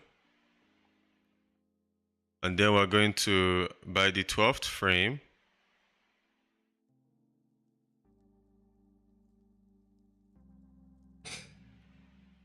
excuse me, we're going to move you to the center. And if I do 0, 0, 0, what happens? 0, 0, perfect. I'm not gonna touch the, okay, enter. Okay, so actually on this frame, I'm gonna move this way instead. Okay, let's play that. See how that goes. Perfect. Okay, and immediately we get to the 12th frame, we will begin our rotations. So we're gonna, rotation has been locked. And we want it to complete half every second. So 36. We want the rotation to be on the Z by let's use, we want it to be in a second, a little bit to 0, 1, 0, 1, 0, 1. That's almost the whole thing. 0, 1. Okay, so in by the 24 point, we want it to rotate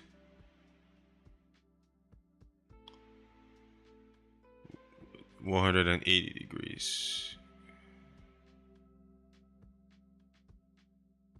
80. Okay, we can just type that.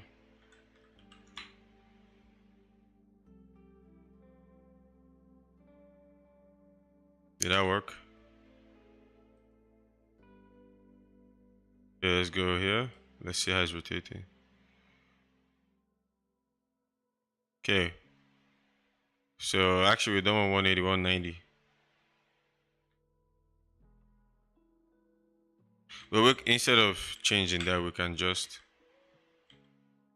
stretch it to the 36 point. 36 frame. There we go. And then by the 36, 48, 36 times plus 12, and by the 60th frame, 5, which is the 5th second, we will do another 180, or in other words, 360. Press enter. Right here, enter. Okay, let's see how that looks. No.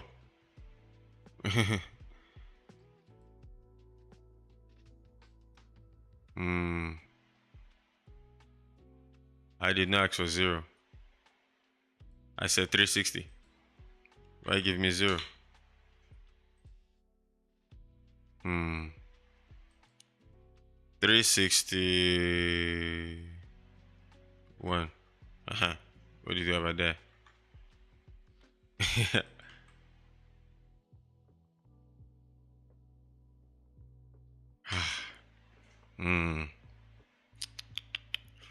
I want my rotation to not rotate like that rotation. I want it to rotate correctly.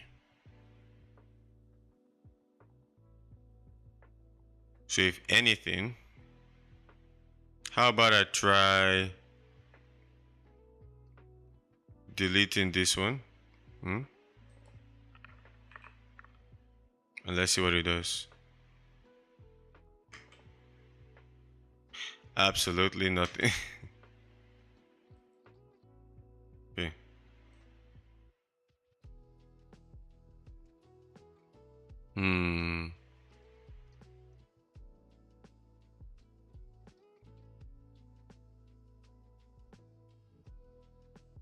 Okay. What I'm gonna try. So at this point, it's at 0. Good.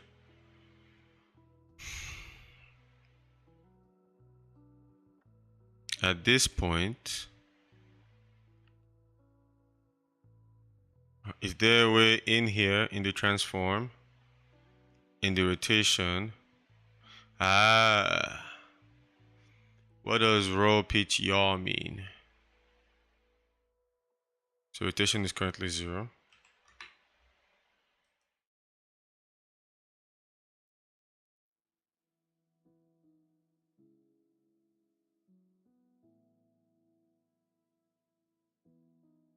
$360 yaw.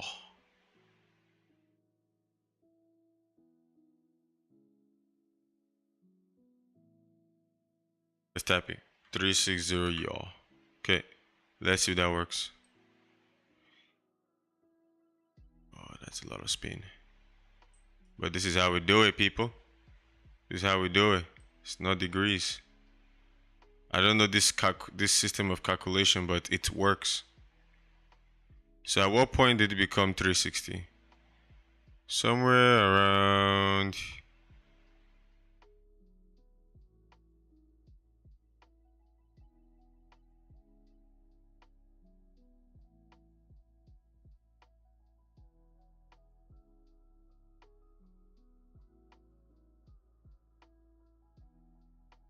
Oh, actually, it's just one rotation. It's just so quick. Okay. Oh yeah, that was it. Yeah, we wanted to split it so that if we wanted to do 1 per second, 60 was half of it. So we're going to do another 2. So we're going to stop it all at 84. All at 84.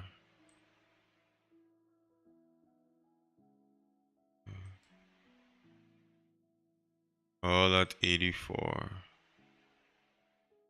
Okay, let's see that now.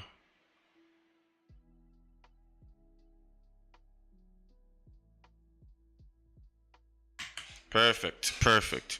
Now we can come to the center, to like 60 for example, lock this one and go to 36.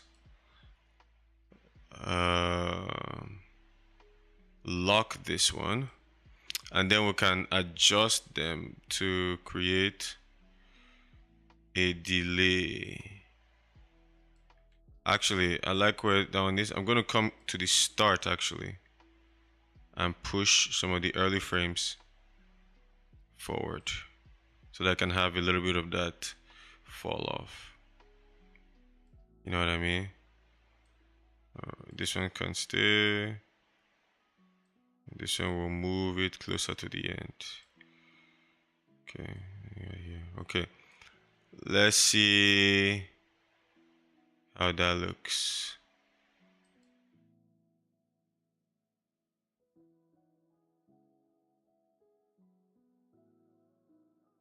That was not smooth at all. I expected it to be a lot smoother.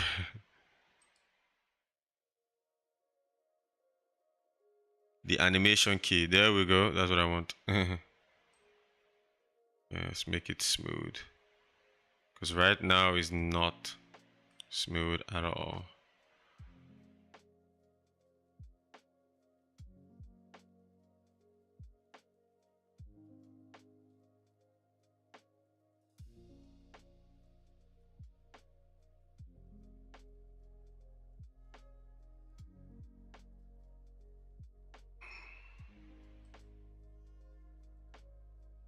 Okay, this is probably gonna be our best friend when it comes to animation, especially animating movements.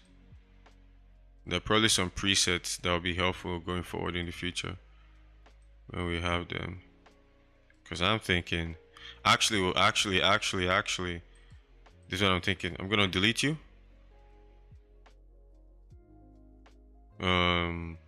Actually, not you.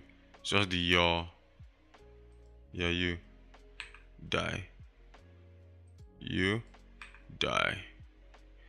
So we have the start and the finish. Okay. Okay. Double click.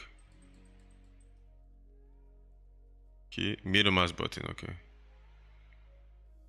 Middle mouse button.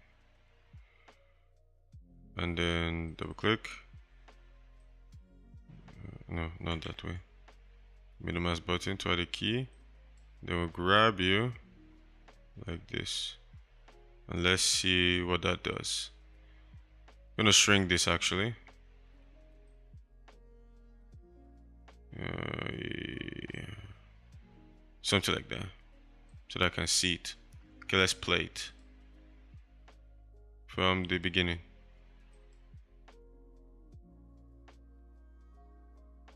Okay. It plateaued too quickly, but yeah, that's what we wanted. Yeah. Okay. Let's try that again.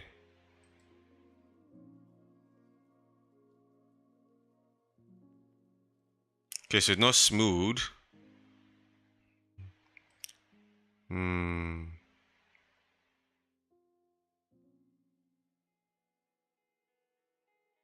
Yeah, there's some sharp. It's quite sharp here.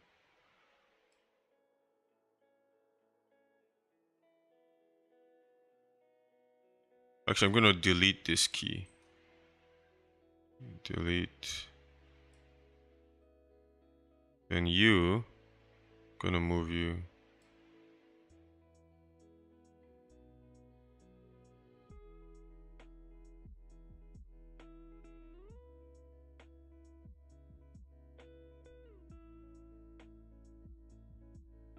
No, you stay where you are. I'm gonna add a different key here. And then I'm gonna rotate this key.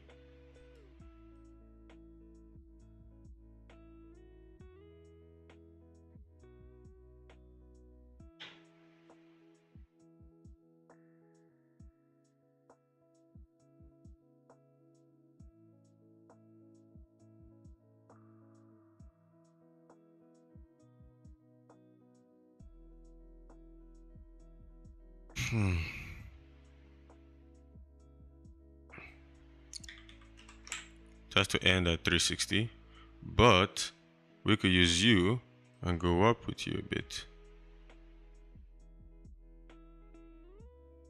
And maybe we can add one more here. And so we can take this one this way.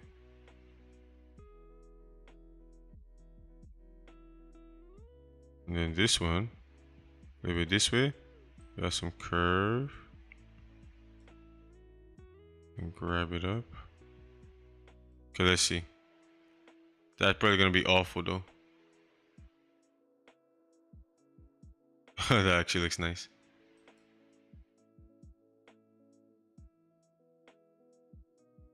Not bad, not bad. Not bad.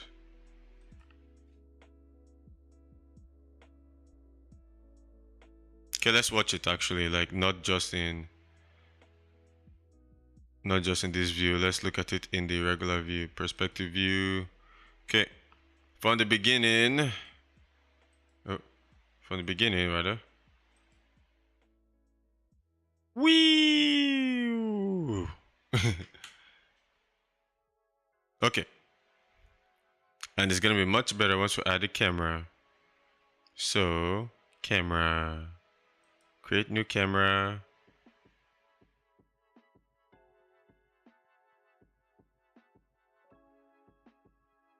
Okay. What type of camera do we want? 16:9 digital film. Okay. 35mm Academy, Micro Four Thirds, 69 DSLR. Okay, this is that one for sure. Why not? Okay, we have this boy, and now it's taking over the camera, so it's what we're going to be focusing on. So before we start keying, you want to be at the beginning, at the first frame. Okay, so that's where we are right now. Okay, so I'm going to select you, and I'm going to move pivot around this object, F. Okay.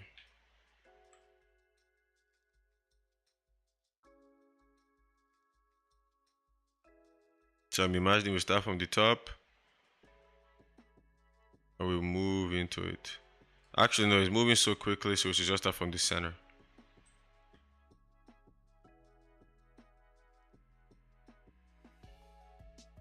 What happens? Oh, that's cool, actually.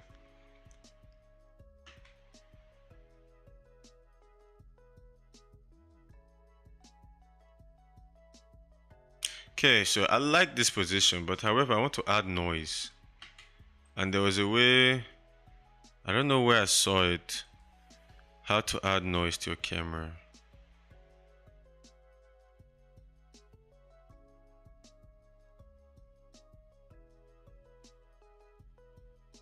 So on this boy, let's lock where it is.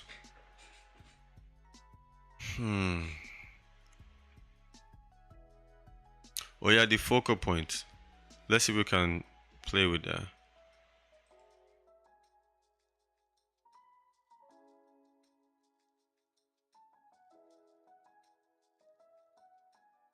Okay.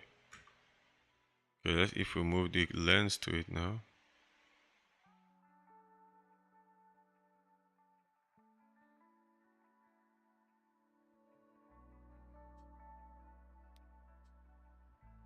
Okay. I don't know if there's a difference.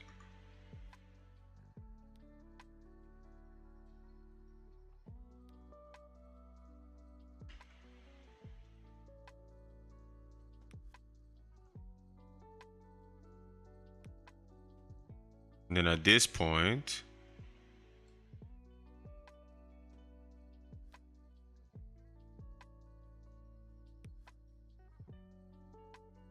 focus should be here. So let's see. I can't tell the difference at all. I can't tell the difference at all between the focus. Huh. Okay.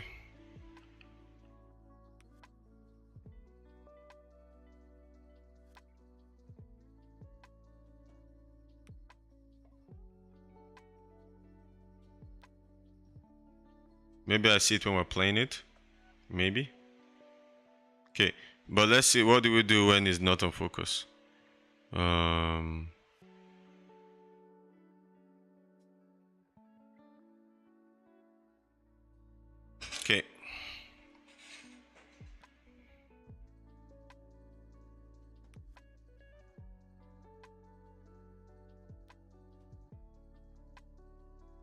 Because we have the focus. What's this? Smooth focus. Depth of field. Depth of field. You can add a post-process volume to adjust focus instead of using the camera, eh? Oh. Okay, I've not played with those in a minute. But like, isn't there a way to work on the camera's focus, like as it is telling me? Oh, what is this? Indicates if post-process settings should be on using this camera. Okay, let's go to, I believe to do that we go to, is it walled? Where do you find walled again? Where's walled? So this is walled. Is it this? Walled settings. This how we add post-process. I've not done this in a while.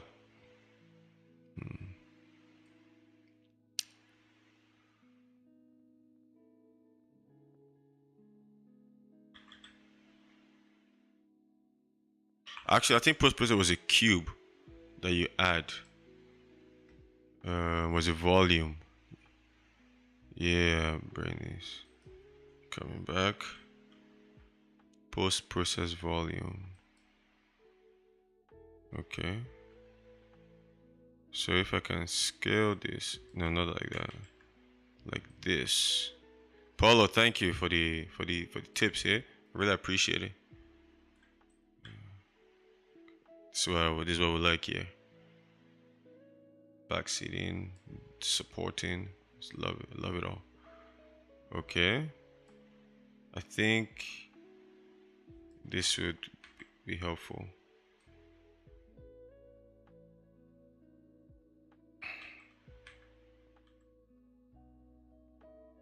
I am still curious to see though how to use the camera's focus settings, because I'm sure that is something that we can work with. Lens flare.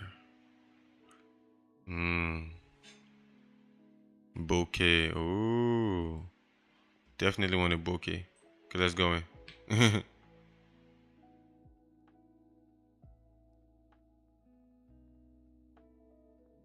So we're inside the volume now. Okay, but before we change some settings, looking for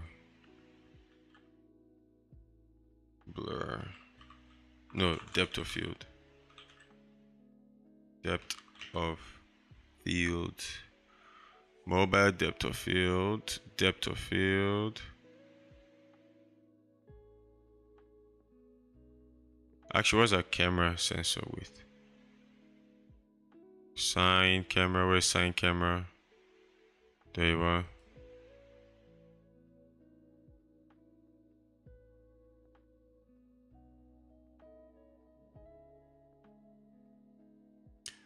Wait a minute. Oh, yeah, both of them have their own depth of field. Actually, let me turn this off for a sec. Go back to this camera. So just type depth of field here. Okay. Enable infinite extent unbound option. Okay, let's check that out quickly. Because it looks like we have two ways of adding the blur. Because the camera, it seems the camera has its own. Okay, infinite. No. Oh yeah, I found it. Okay, thanks. Way to go. Saving this. No, that's not a good screenshot. I'm saving this. Thank you. Where is my toolbox?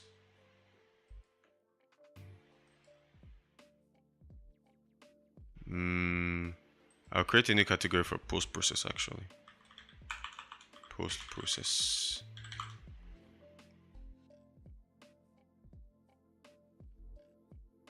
Creating a page.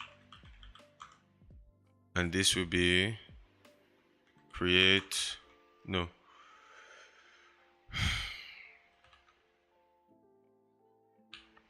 Cover scene with post-process, in case I forget. Cover whole scene. Okay. Perfect. Okay, so on post-process, just cover it up. Blur.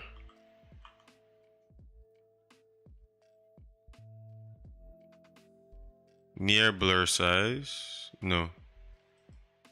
I want depth of field. Blur kilometer for 50%. Depth blur kilometer 50%. Depth blur radius 1920.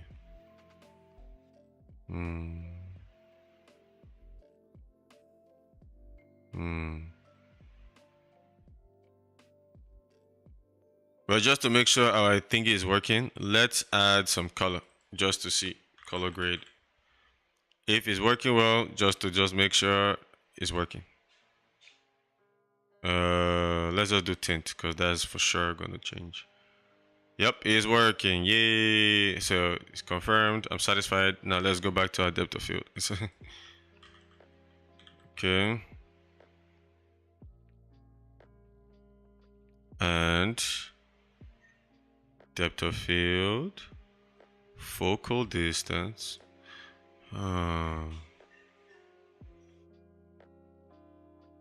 Focal distance. What does that do? Is it working with this camera or is it working with the other camera? That's what I suspect. Because I'm using a Sign camera.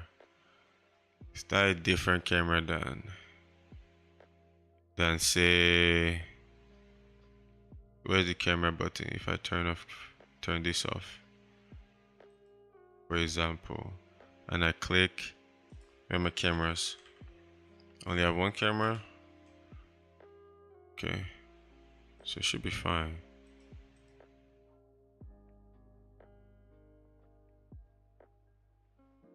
Got my Sign camera and that's about it. Okay. Okay, let's put the camera back on. Okay.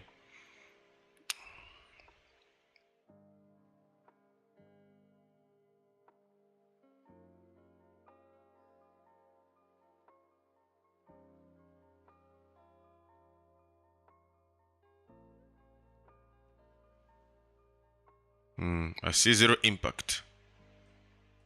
Don't understand. Focal distance. Distance in which depth of field is felt to be sharp.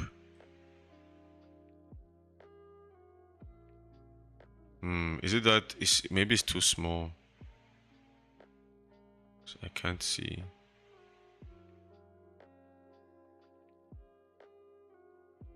Can't see the difference. Actually, what is my camera's sensor width?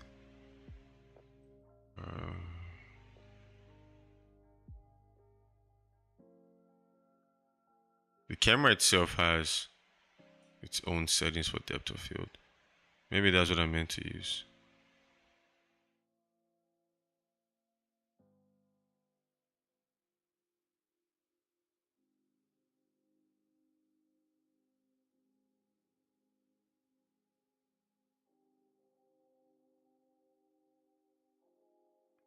Okay, so right now this is meant to be blurry if the blur is working well. So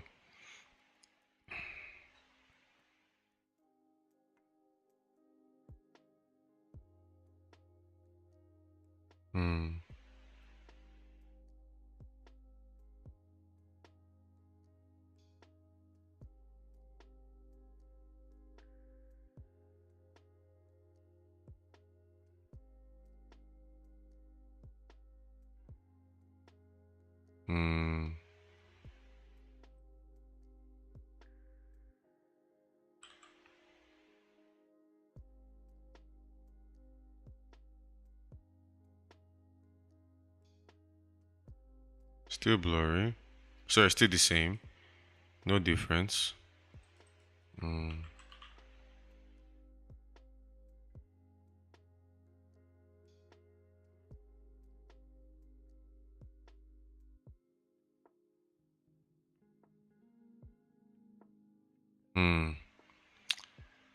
Okay. We may need some help here.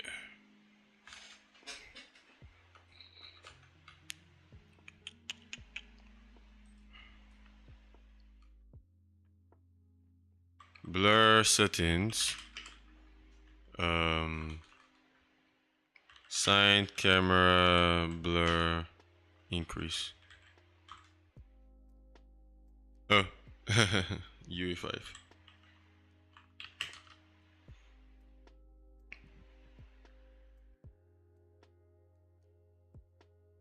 Everybody's saying the opposite. My camera has no blur.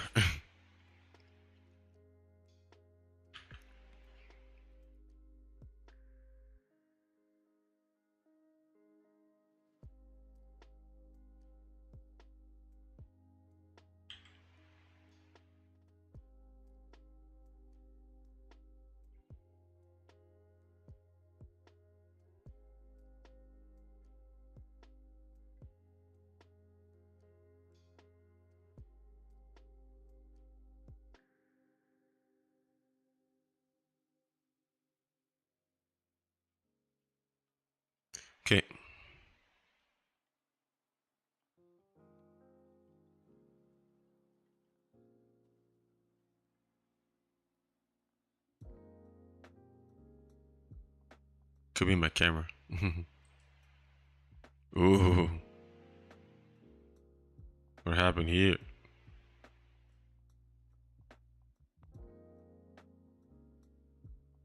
IMAX.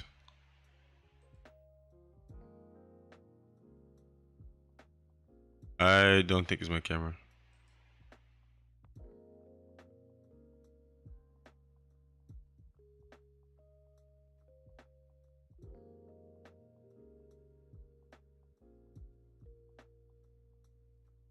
But let's go back to the camera we're using before. We're using DSLR. Okay.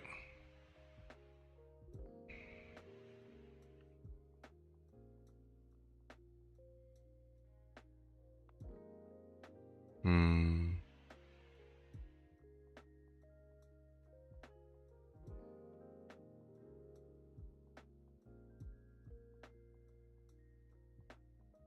Hmm.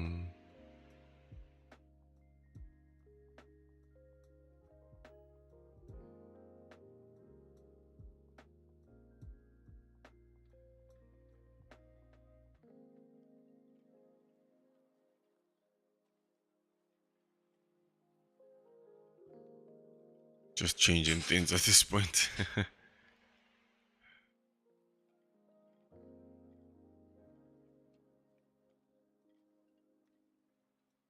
Squid factor for the depth of field just emulate property of an anamorphic lens. Oh, I see, that's cool. Actually, I'm gonna change my camera resolution to 720. That will help reduce the lag. Yeah, just remember that. Oh, you guys can't even see what I'm doing on this bottom left. I forgot about that. Sorry. My face is in the way. Put my big head over at the top now. Okay. Okay.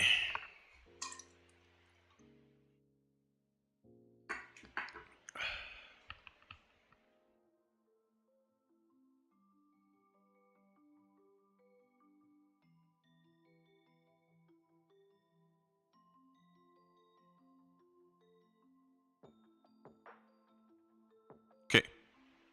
Where were we?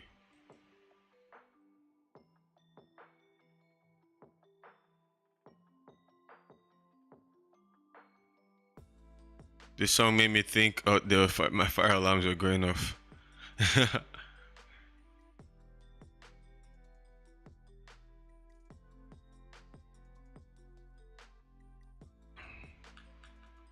Hmm.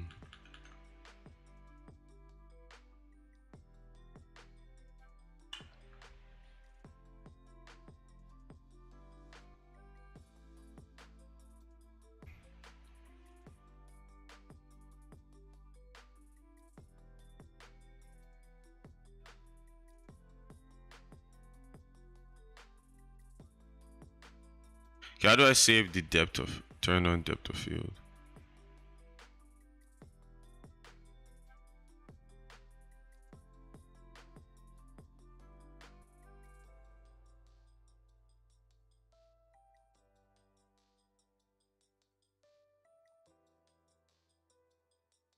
Let's see. Using Sign camera in a sequencer, and I want the effect of a macro shot, long focal length and narrow depth of field. I achieved the effect I wanted, except the depth of field looks bad. The edges of the object out of focus look really bad with ghosting, sort of a halo around borders, flickering, yada yada yada.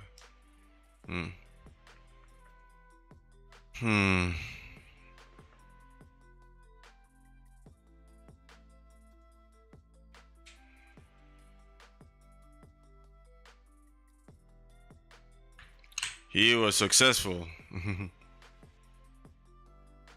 Maybe I should learn. Just come here and learn how to use it.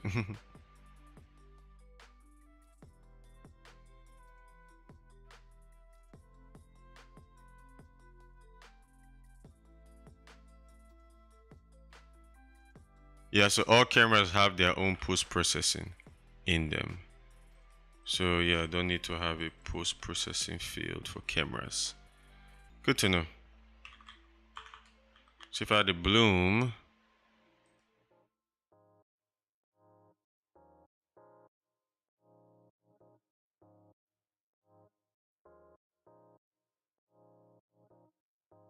for example,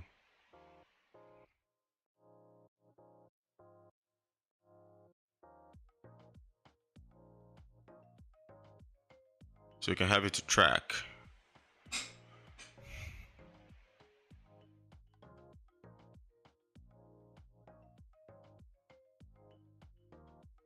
Oh, there's so many things here to try. Oh.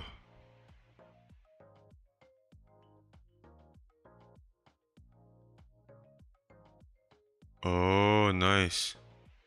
And the relative, oh, that is so cool. Oh, wow, there's so much. Okay. I want to learn. This moment, I want to learn how to focus.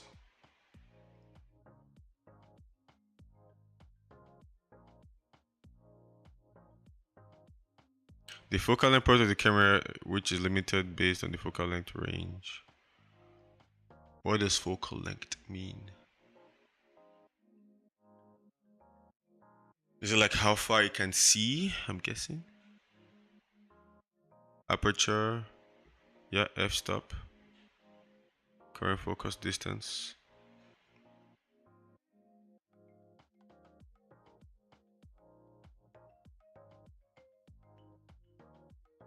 Okay. Sign camera scene capture plugin has the capability to apply scene capture to the sign component. I'm not sure I understand what that is for. Okay. Okay, where are we in the world? Right here.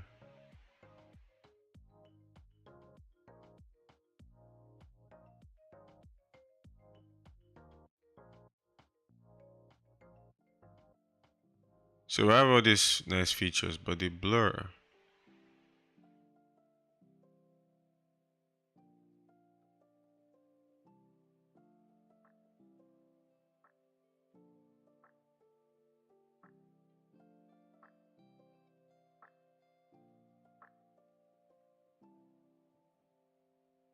Diaphragm blade count. Oh, where is that? Diaphragm blade count. So we have 7. I have no idea why, but 10.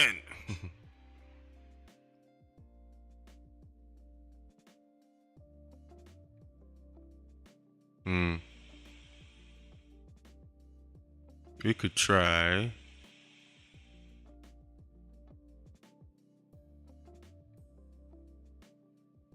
No, don't need to change any more of these actually.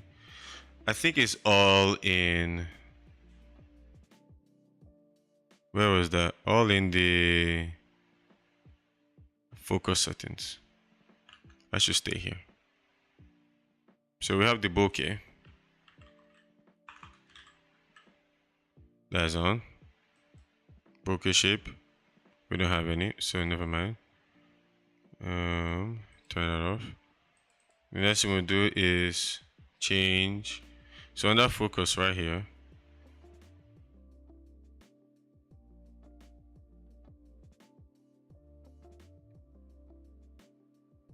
Actually, let's pick one. Universal zoom. No. Let's pick something I have no idea. Prime 30. Okay.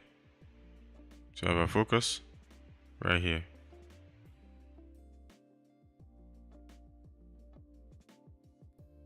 When the focus is behind there, let's turn this debug for a sec. And let me play it.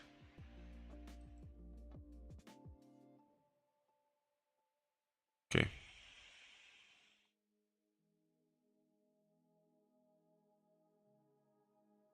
Okay, focus is good.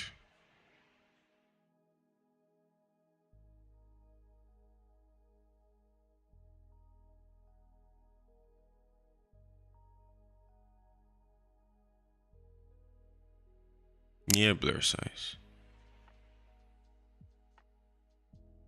Oh, I lost it. Blur size.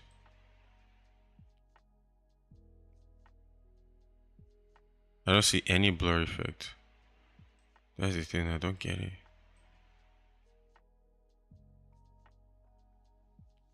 Like, none of them are getting blurred.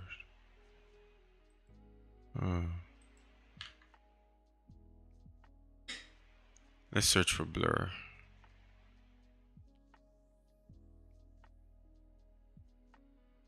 Blur.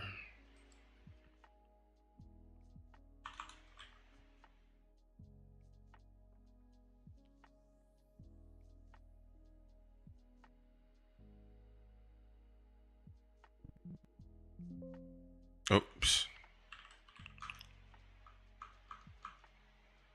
Oh, that's all 5. Okay. Sad, but yep, that's all we got.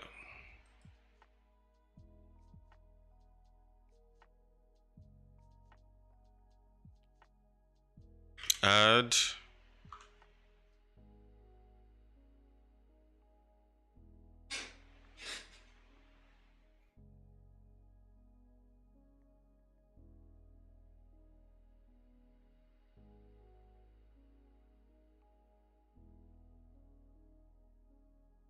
I think this will help answer my question.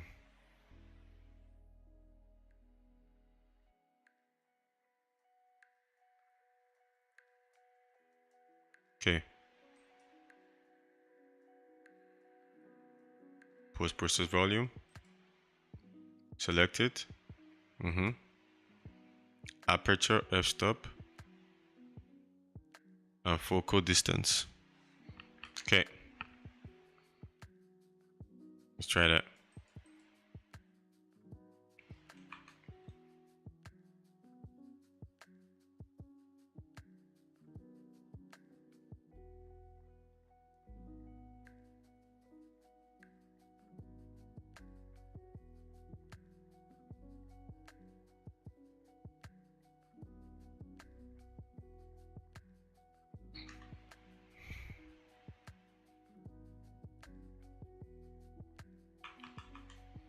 So aperture, and the other one was focal distance.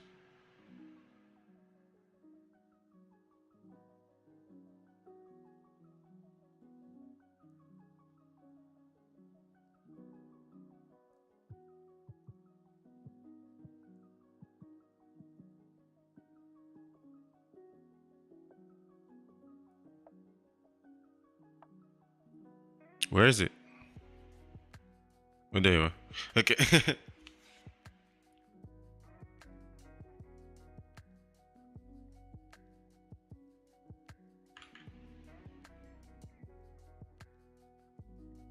So right here, focal distance of 1000 to 1.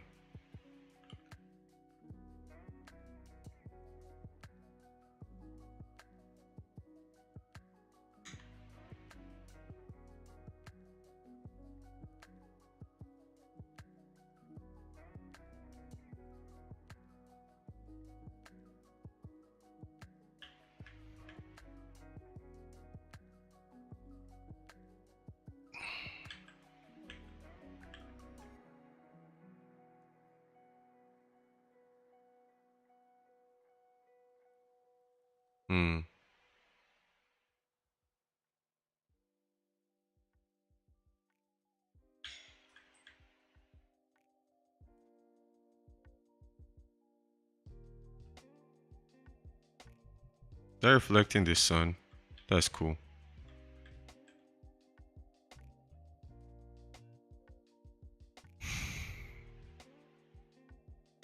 Let's turn off my focus settings for a sec. Disable.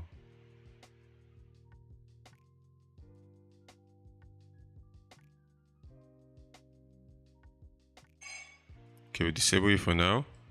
And then let's come back here.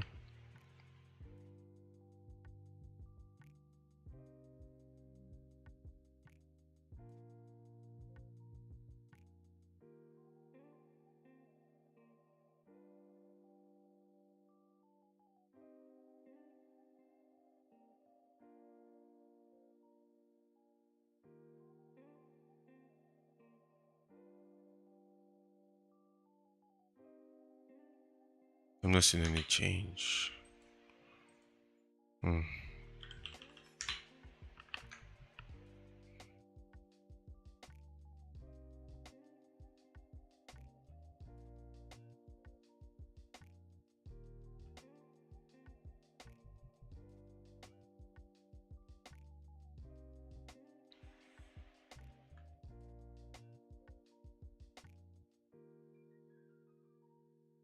Does that actually work on the post process? Let's see if that works on the post process.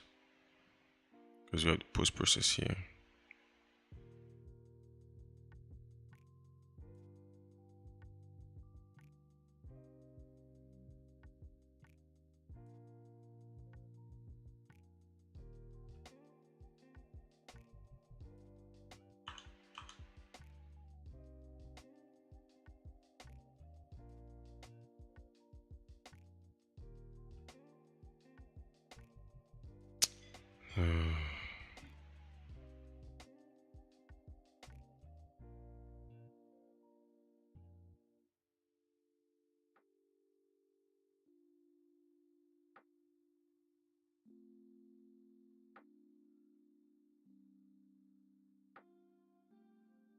Okay, let's see.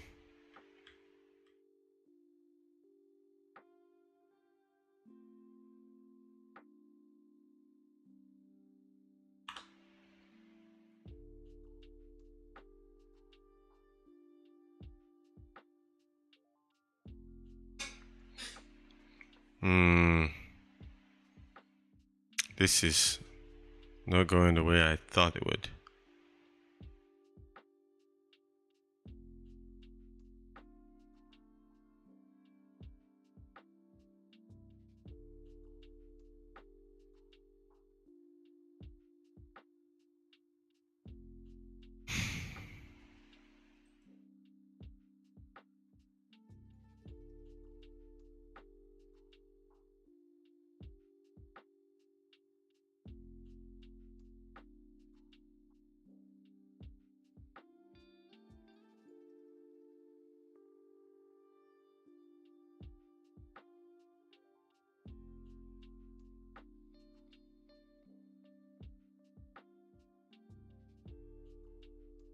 Okay.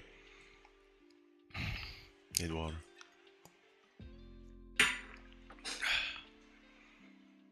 Okay.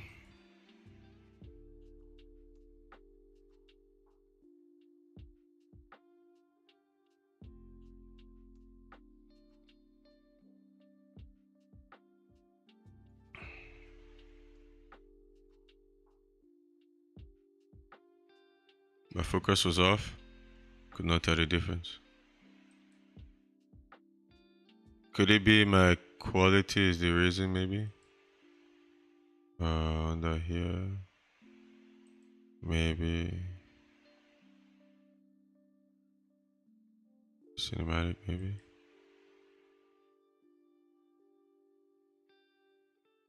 These are dropping quality or something. Oh.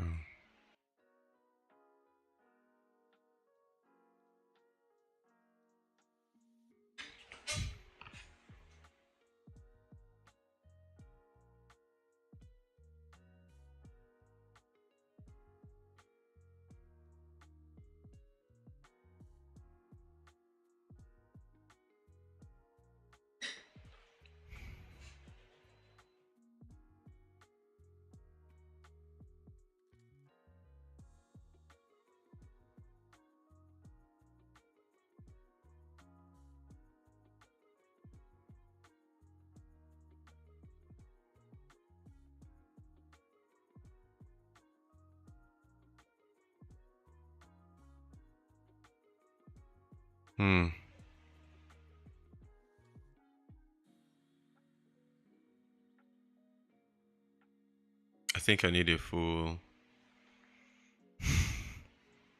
just more experimentation, I'm guessing, because something is not working here and I don't know why. Oh yeah, we could open Slay. Yeah, and look at those camera settings. Make my computer slow again.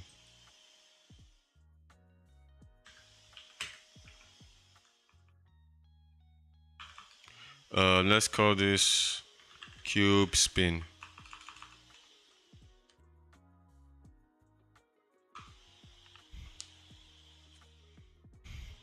And we're going there to see how they do it. We're already lagging, eh?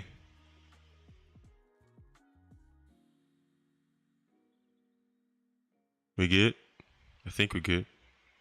Okay, we'll go to sequencer.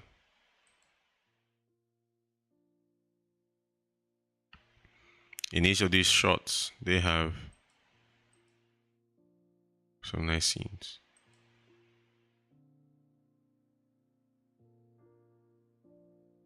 Okay, good. There was definitely some blur there. Good. Perfect. Okay. Now we need to do is find the camera that's handling the blur. That shouldn't be too hard.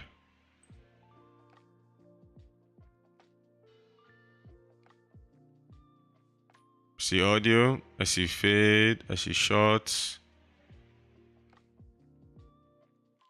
Where's the camera? Never actually use shots now that I'm thinking about it.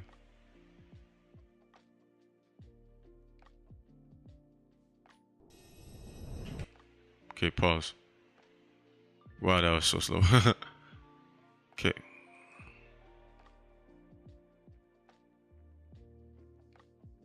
Okay. As you can see, we don't see the shots origin, which makes me sad. Makes me sad.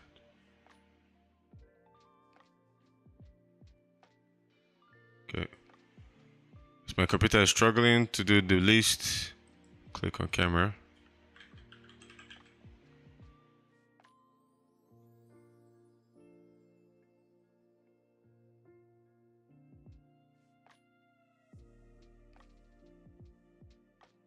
So this camera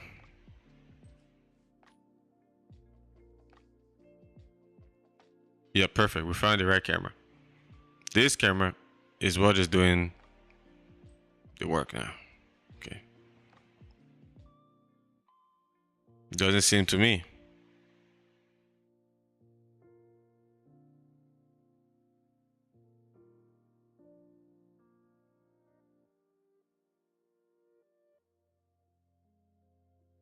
Okay, perfect, as I expected. Wait a minute. Is the focus meant to be behind? Okay, that's something different for starters. The focus is behind the character for starters. It has to be behind, not in front. Ah, that actually makes sense. I just didn't do it that way. Okay, the first difference between mine and theirs. Focus is behind.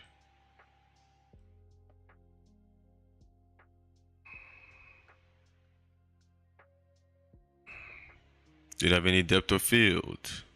Why is it so blurry? All the jazz.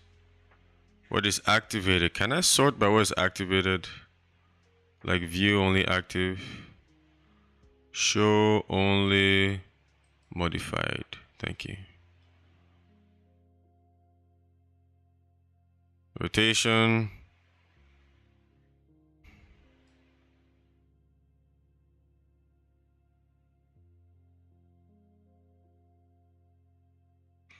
Current. I'm gonna take a screenshot of this and give this a shot. You can open that down. Then what is film back? Gonna give this a shot as well. No idea what that is.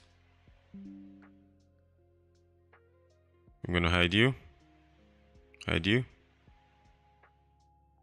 And yes, also take this as well.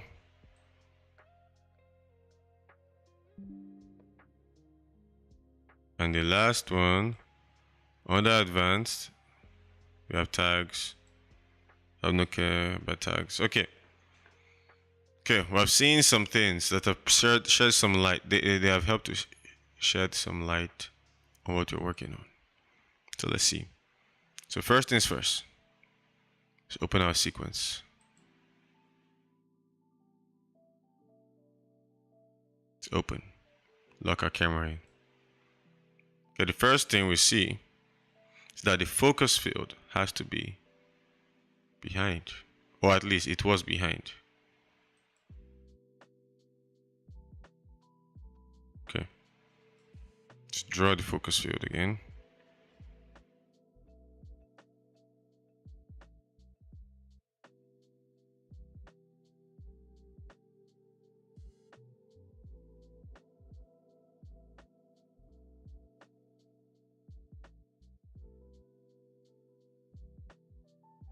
What happened?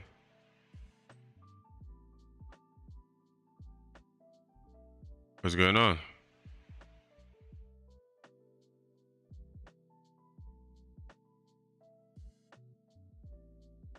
It's because I added it like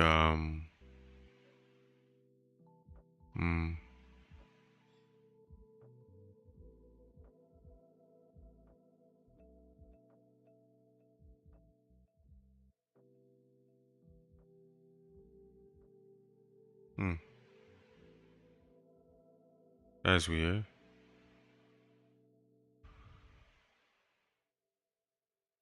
Why are they all having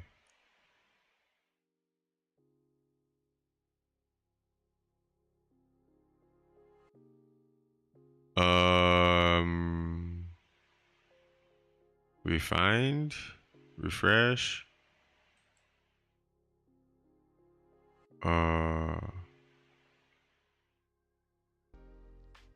no, not that. Huh, that fixed it. Apparently it's just saving it. Okay, sweet. Okay, now back to sign camera active view. Okay, so right here we want the focus to move back for starters. So let's make that move back. Okay.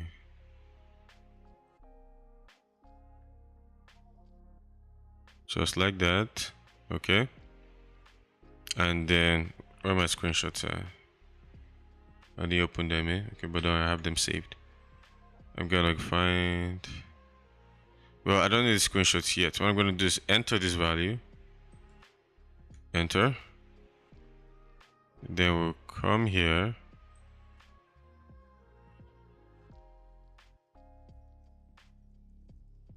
At this point, we're gonna move the screenshot thingy behind the cube and press enter.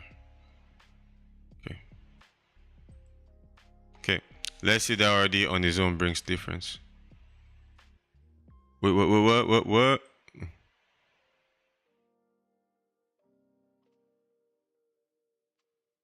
Let's look, I didn't press enter. Eh? But I did. Okay. Oh, I pressed enter here probably. Okay. Let's try that again. Okay. Let's turn you off now. Okay, I see zero blur. Don't see any blur yet. But now in screenshots, that was not the only thing we learned, ain't it? Or more like, was it? Screenshots at the bottom. We have the current focal length. They had it at 60. I don't know if that's actually going to affect it, but they had it at 60. Okay. Hello, can you change? No, it's telling me no, I cannot change. Yes, again. Well, I dare you to change. Okay, that's why. So that's a very different thing entirely. Okay, so I guess I don't need that to change. Current focus distance. Maybe that's what we want.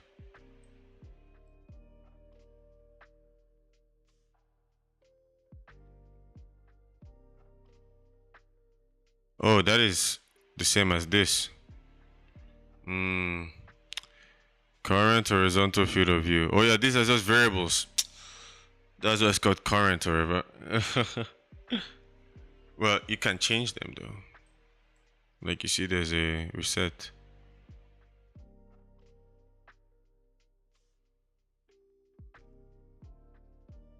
Okay, so that was one screenshot useless. Other screenshot. Film back.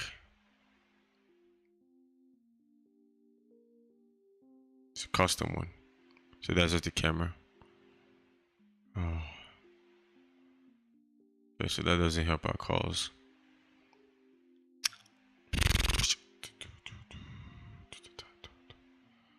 Well, actually, we might as well make a custom one. See if that changes anything. Custom.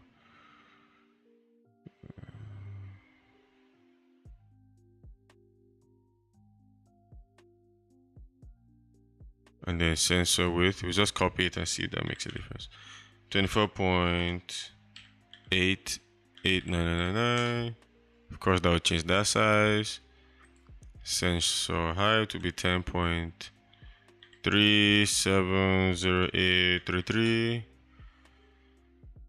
Okay, camera is gonna zoom out.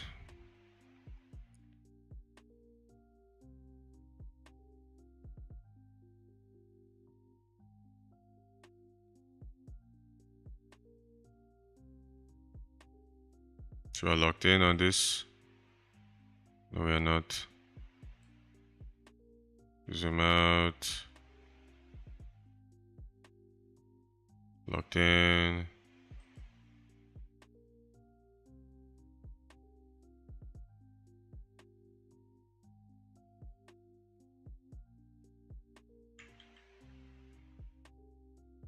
Transform of camera. Gonna move you.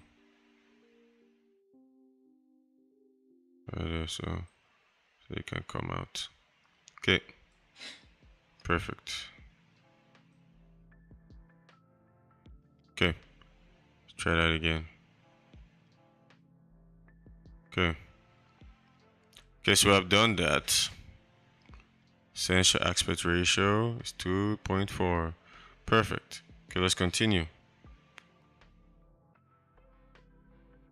That was all. I thought I had cooked. Okay.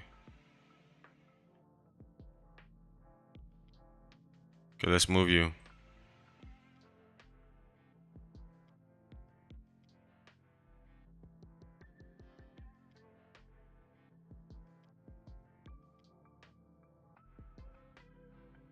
Okay.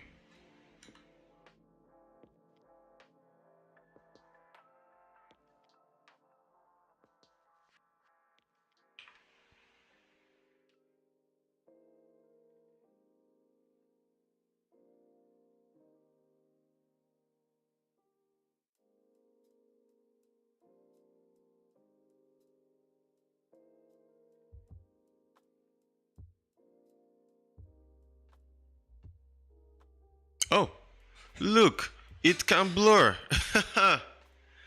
So you have the ability to actually blur.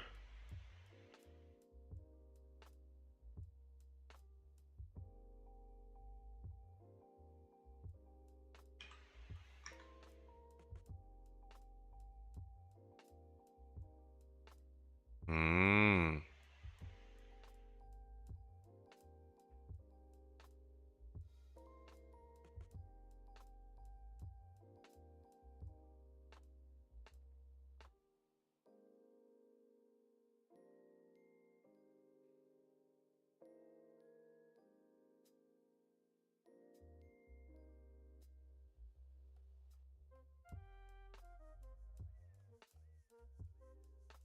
So there's something about this I don't get. Is it the focal length that is doing this?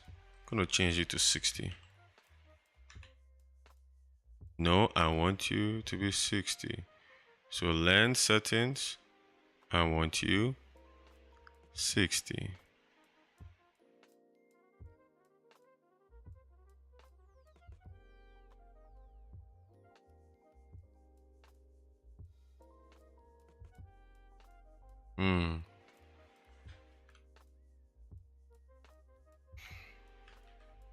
Unreal camera properties.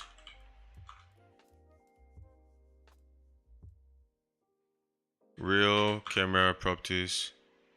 No, how will I do it? Oh, our time is almost up.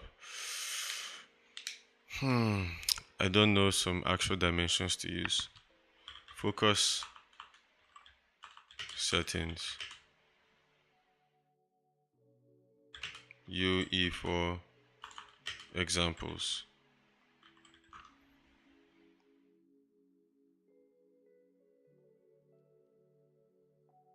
Well, we do have live examples here, right, from the actual lens that are created. So click this one. It has a minimum of 24 and a max of 28. Okay. Let's work with this one. Let's see our focal length.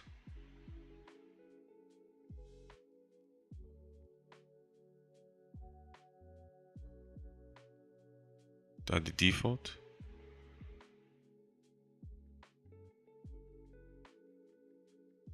Is it like based on the focus? The focal length? Maybe.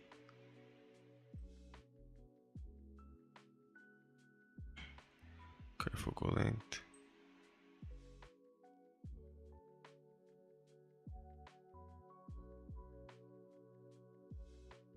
I wonder.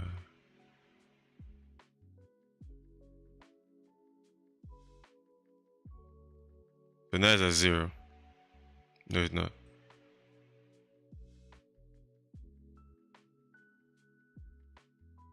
So this is 0.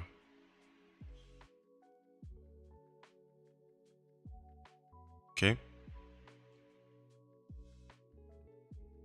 Correct focal length. Let's do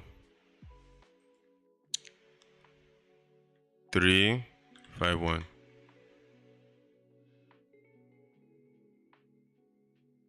Focal length of, yeah, why not?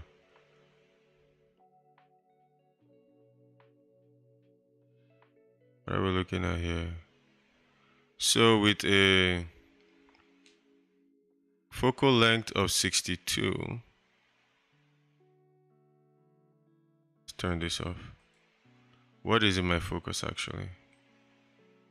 No, I'm moving my focal length of 22. Let's say we'll take this boy. Move him. These are actually also really big things too, actually, now that I'm thinking about it. So really big objects.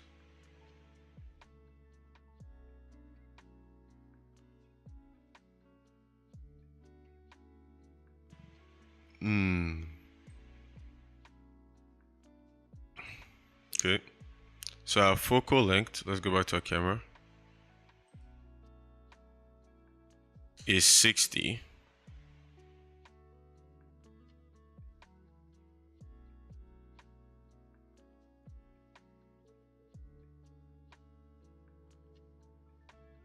Yeah, I forgot I was actually working with huge objects. That could actually be part of it. Add actor to sequencer. I'm going to quickly add character from Slay. Character. But I have to actually stop this live stream because our time is up. I actually have to leave. I have an appointment. Save all, and I will see you all tomorrow morning. No, sorry. Like I said, this is the last stream, so guys, this is good. This is goodbye. Oh, I've missed you guys. I'm gonna, for those of you that didn't watch it live, I'm gonna post a cut of it tomorrow morning. But yeah, thank you. It's been a good ride. Bye.